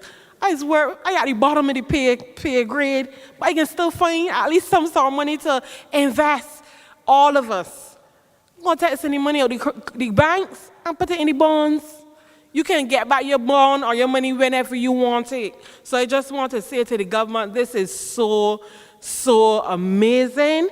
And I can't wait. I may not be able to start July, but I can start. So just letting you know that this is an amazing plan, and thank you. Sister, the Prime Minister would want to respond in a different way. But since you posed the question to the trade union is the membership. So give us some more money, and then we could transform into a financial institution. But underscoring that, I hope the point is not lost. Let's work together to make Barbados world class. Everybody can be smiling. Well, okay. But the whole business of these 6 meetings is to achieve precisely what you spoke about. Information, you are only empowered with information. And if we had taken it on ourselves to come to sell or introduce this program to you, there would be questions that you raise that I could not necessarily answer as persuasively or as convincingly as the Prime Minister or Dr. Greenwich can. So the real reason for this meeting is to give the membership an opportunity to quiz, to comment, to criticize, to support the BOSS program with the originators of it being present. Prime Minister, I believe you want to entertain a Zoom. We have several questions on Zoom. I propose to ask 3 that are similarly related and then pause for the response. How will this be reflected on income tax at year end? Will the bonds portion, be viewed as an investment or salary earned? On payday, will I get my instrument in hand? And thirdly, can an employee who is retiring decide to opt in a percentage of their gratuity in bonds? All right, thank you. The first one is, let me see. Need a reminder? Yeah, remind me first one again. Will Still this be sipping my coffee. reflected on my income No, tax at year okay, end? right. So this BOSS program impacts your income tax zero here. There's no impact on income tax. Remember, it is on net after tax and yes, a net take-home salary. The only difference is you're taking it home 2 different ways. So there's zero impact on your income tax. But also remember that usually the interest earned from any investment is taxed.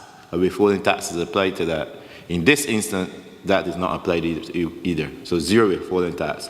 So interest is yours, and the money in your account, your bond account, is just the money in your deposit account at a commercial bank or a credit union. Nothing to do with your tax. The second question was about...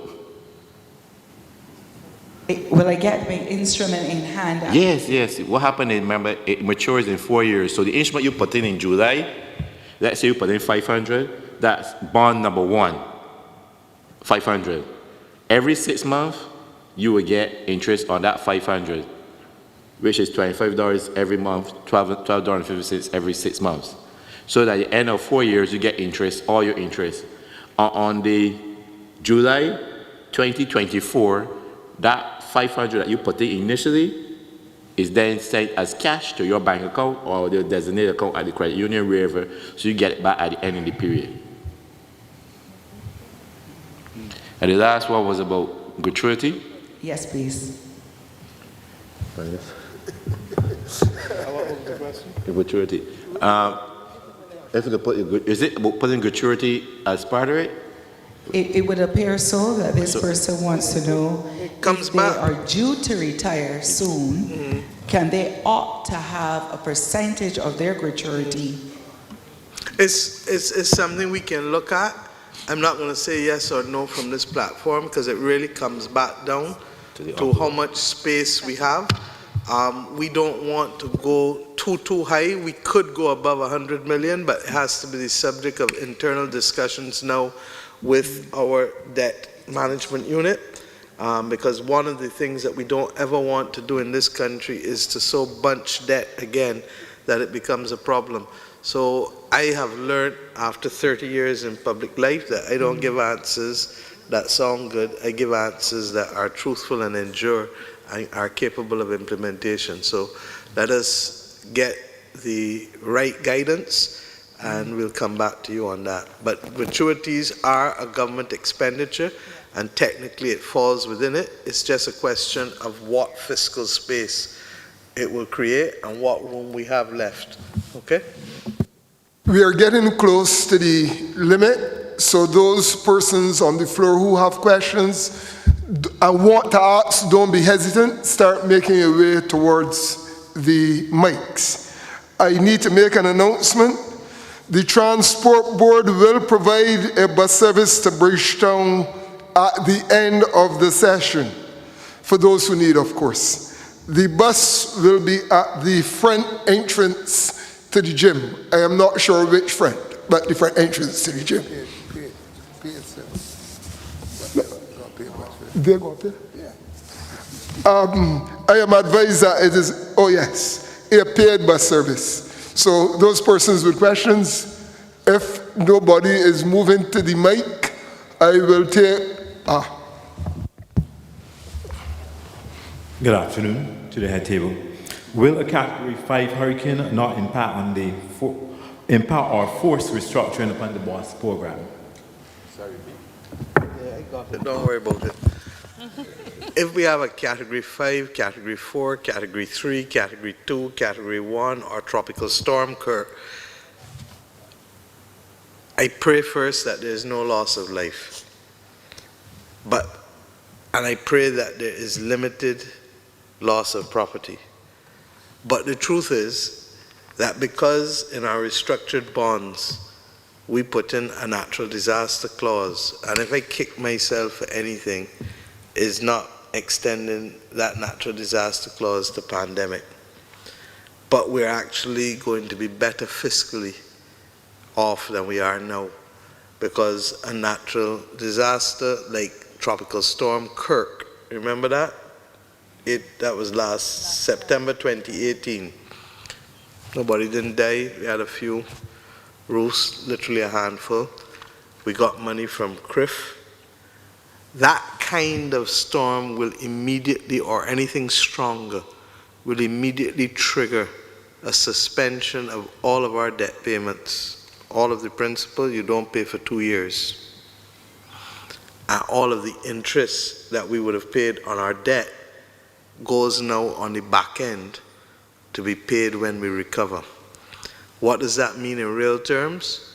That over a 2-year period, we will literally not have to pay $1.7 billion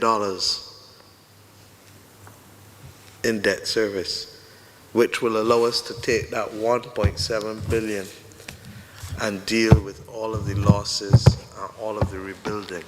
So if we have to help people whose houses are uninsured, we're in a position to be able to give them something.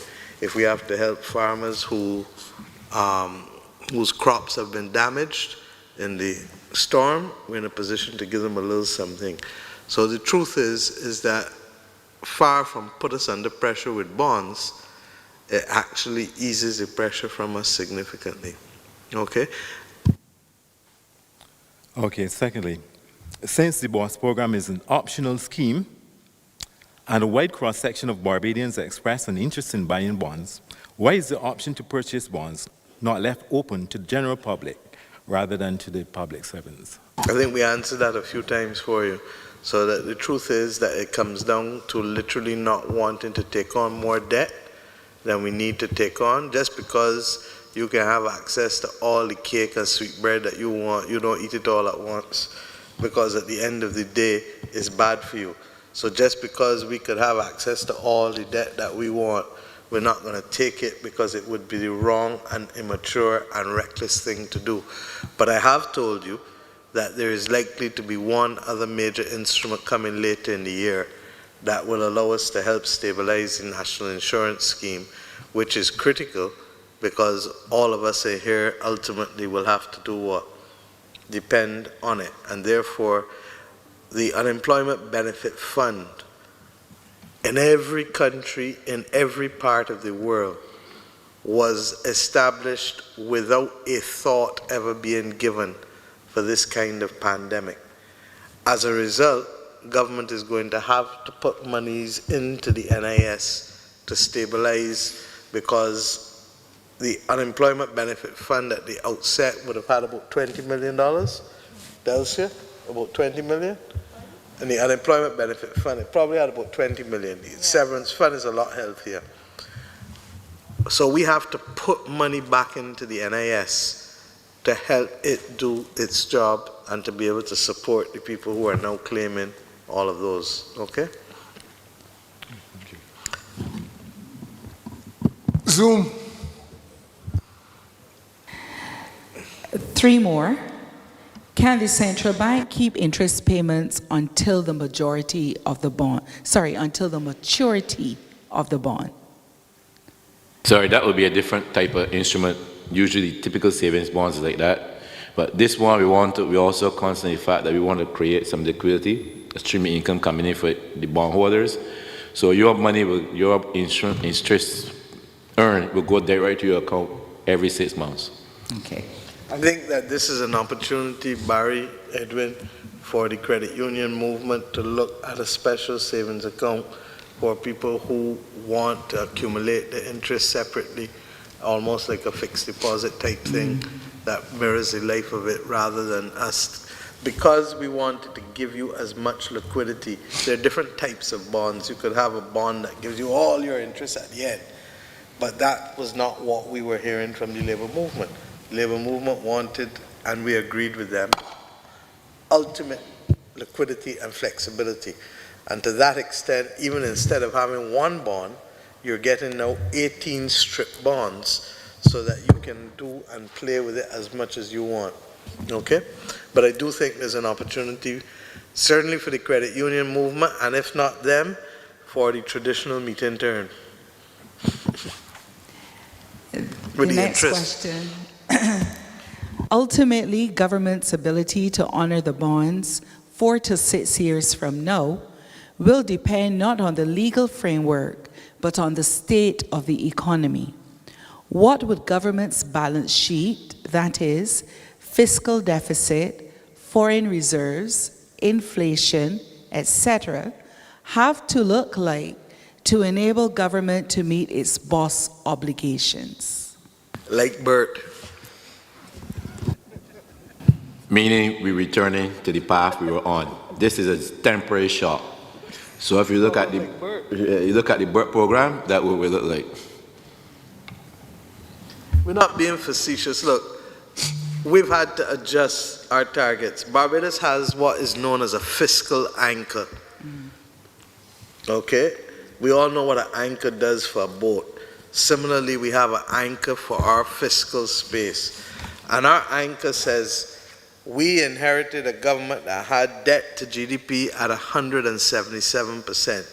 The government recorded formally 176%. The government recorded formally 157%. And then when we came in, we found another 19% of GDP that they owned from larboard to starboard. Everybody. So 177%. The BERT program says this. We can't bring this down overnight because it will just jettison everybody. People got to live.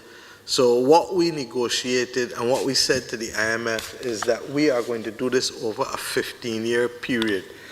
And we're going to come to what is the acceptable standard in 15 years' time.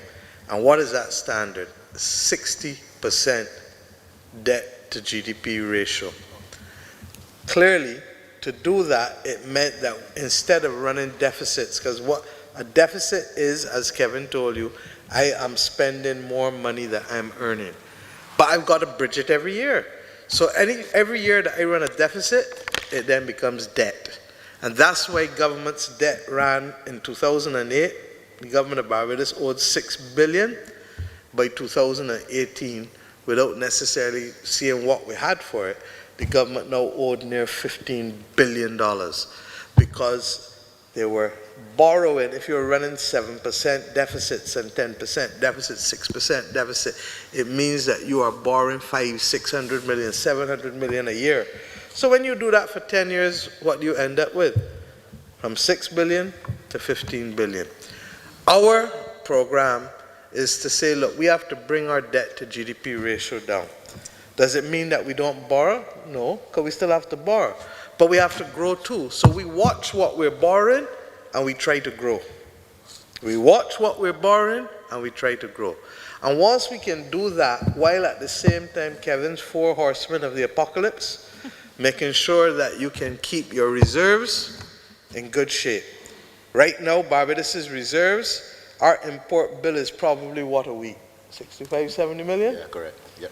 So divide 1.7 billion by 70 and you got how many weeks of import cover we had. When we took the government in June, May of year before, we had 440 million, but we were also having to pay out 100 million in June of that month, and we also were in the hurricane season. And hence, and oil payments were also having to be made. So we knew that within 30 days of being in government, what we inherited would drop probably by over $100 million, in which case we'd be down to like 3 weeks of import cover. Import cover simply means that all of the foreign exchange I have has to be able to help me import what I need, food, oil, everything.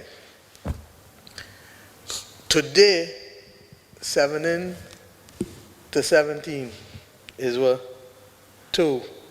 Carry 3 is 4. Huh? So even if you argued that the import cover is 70 million a week, that's 24 weeks of import cover. If you say that it is 80 million, and it is probably closer to 70, you'll see that however which way you look at it, we are well over 20 weeks of import cover.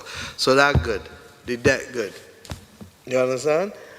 The other things that we need to continue to make sure is that the government then runs, as far as possible, a balanced deficit, or if possible this year, a small surplus as we're trying to do.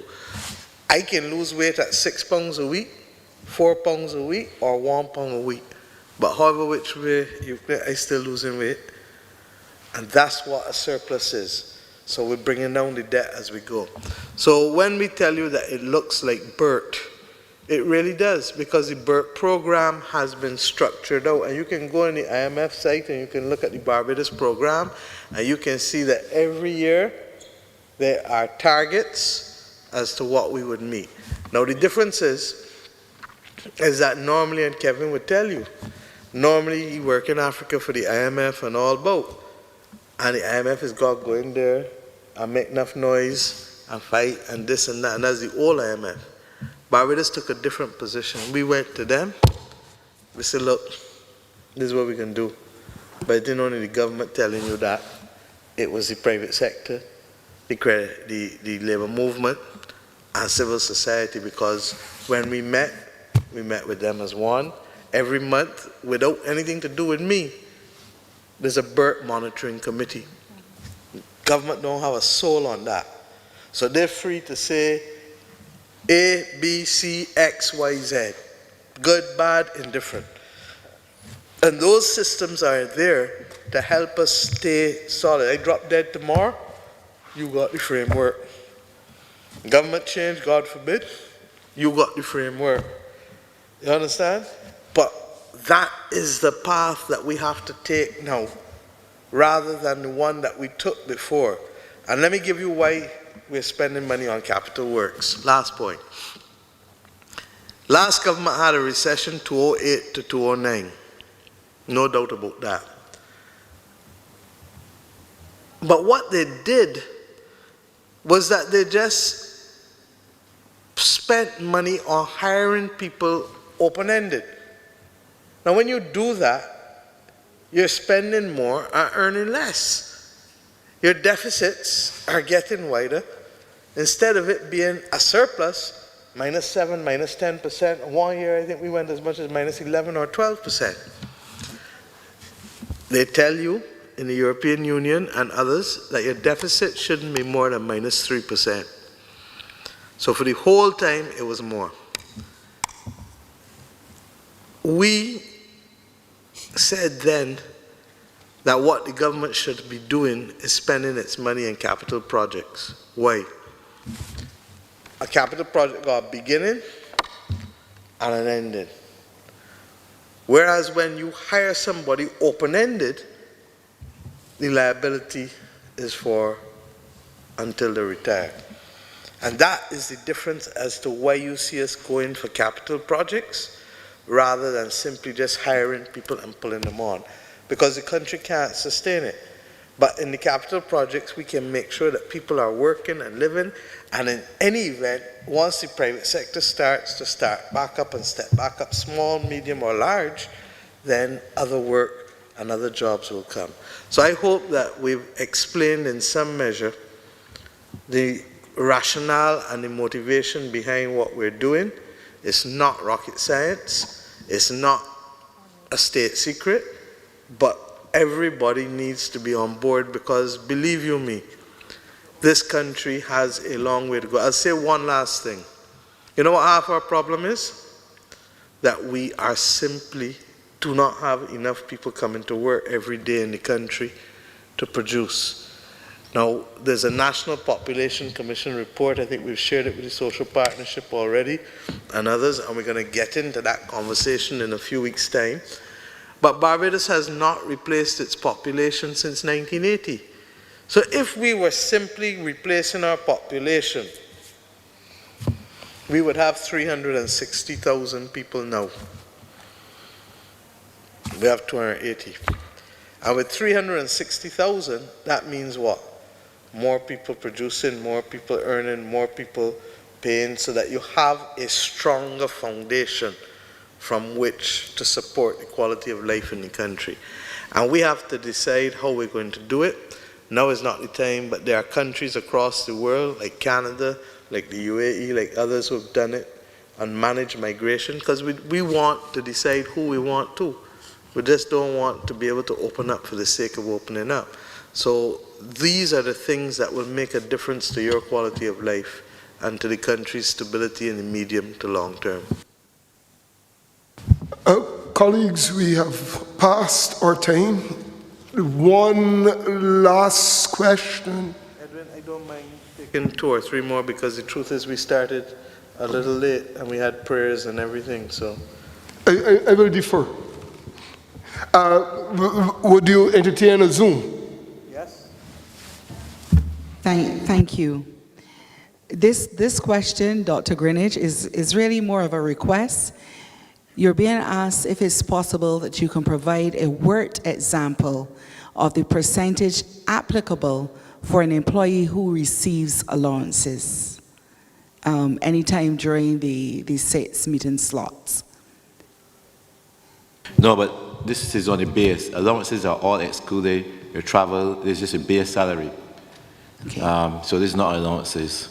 Okay. So you really look at your base salary minus your statutory entitled deductions such as NIS and taxes. And but we accept that there may be some people who may want to go more than what they would like. If they do, they need to let us know, and then we will tell you how much we can accommodate or not. Because there's some people who are already telling me that you got me down for 10%, but I want to take up 15%. Okay, so people need to say so that we can go through and clarify and see what we can accommodate.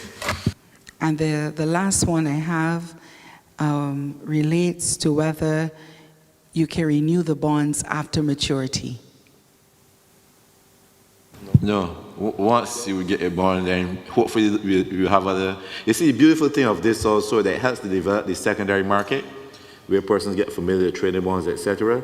And hopefully by that time, the secondary market will be such that there will be other instruments, other things coming up that you can then put your money into.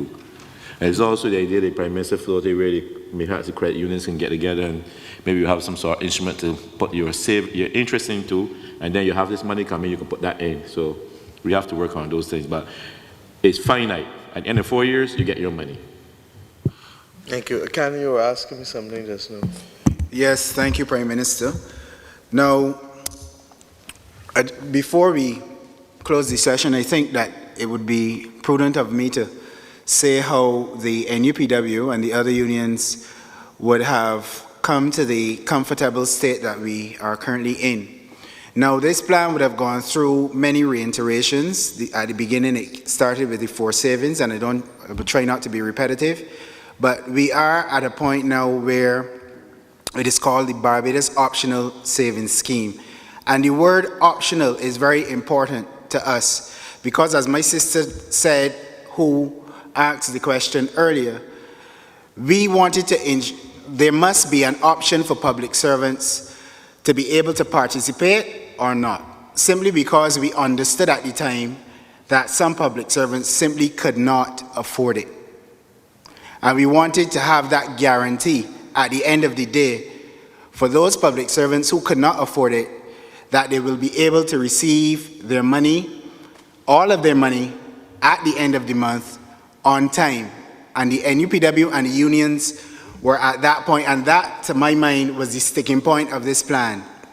Now, we have presented this plan to all of our internal organs within the NUPW. I think some of the unions are still going through that process. And we can say at this point that we are comfortable with where the plan is at. Are there any responses? Protective services, you have been first up. Because of your peculiar and special circumstances, I wouldn't want you to miss an opportunity to pose questions or comments or discussion or contribute to the discussion with you all being here and as wide a representative body as the President assures me could have mustered in this time. Any questions? Any further comments?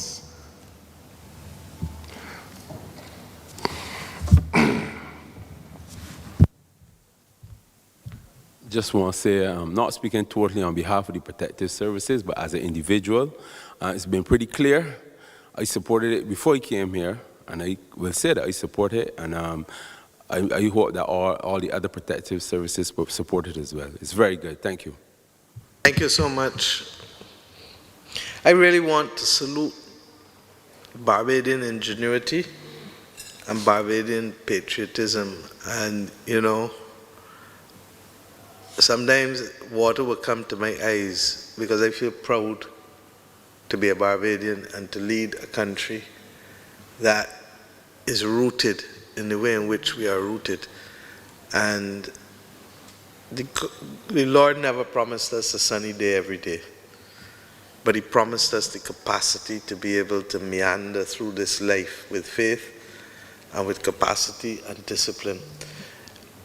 And I say this as I end here, that it is, what is it that we are required to do in the next 18 months to come back fitter and stronger and better? And if we have to do that by reinforcing in each other and in our children the need for confidence, because anytime anything taking long, or anytime somebody don't know what they're doing, they're lacking in confidence usually. And they can normally solve that problem by asking a question. Correct? There's no, what's the word I'm looking for? There is no shame in saying I need to know. I say I need to know, or I want to know every day. And that don't make me any less or better than anybody else. 2, so confidence. We also need to be creative. This is an example of Barbadian creativity at its best, and long may it stand in the annals of our history to inspire future generations. We also need to be committed. We're showing our commitment to each other and to the country. And finally, we need to be compassionate. We're showing that we care. And that's what compassion ultimately is about. So in this exercise, the 4 C's that I want us to leave our children with, not just in schools, but home at you, your nephews, your nieces, your grandchildren: confidence, commitment, creativity, compassion. And we do that, and we're going to stay ahead of the curve, believe you me. And I speak now not just as Barbados, but with somebody who has a sense of what other countries are faring. And we ain't doing too badly. We ain't doing as we would like, but we're doing a lot better than most. So thank you for coming. Thank you for taking the time. Thank you for asking the questions. And let us together agree that we can do what is required of us to keep Barbados and Barbadians safe during this once-in-a-lifetime event and pandemic. Thank you. Thank you, Prime Minister, and I invite the co-chair to make some closing remarks as we move to the adjournment of this session. Thank you. I would only encourage us to, having heard and having understood, to share with our brothers and sisters to help clarify some of the issues that they would have, and to encourage you all to have a beautiful rest of your Tuesday, almost a Monday. So that's it. Thank you. We are now adjourned.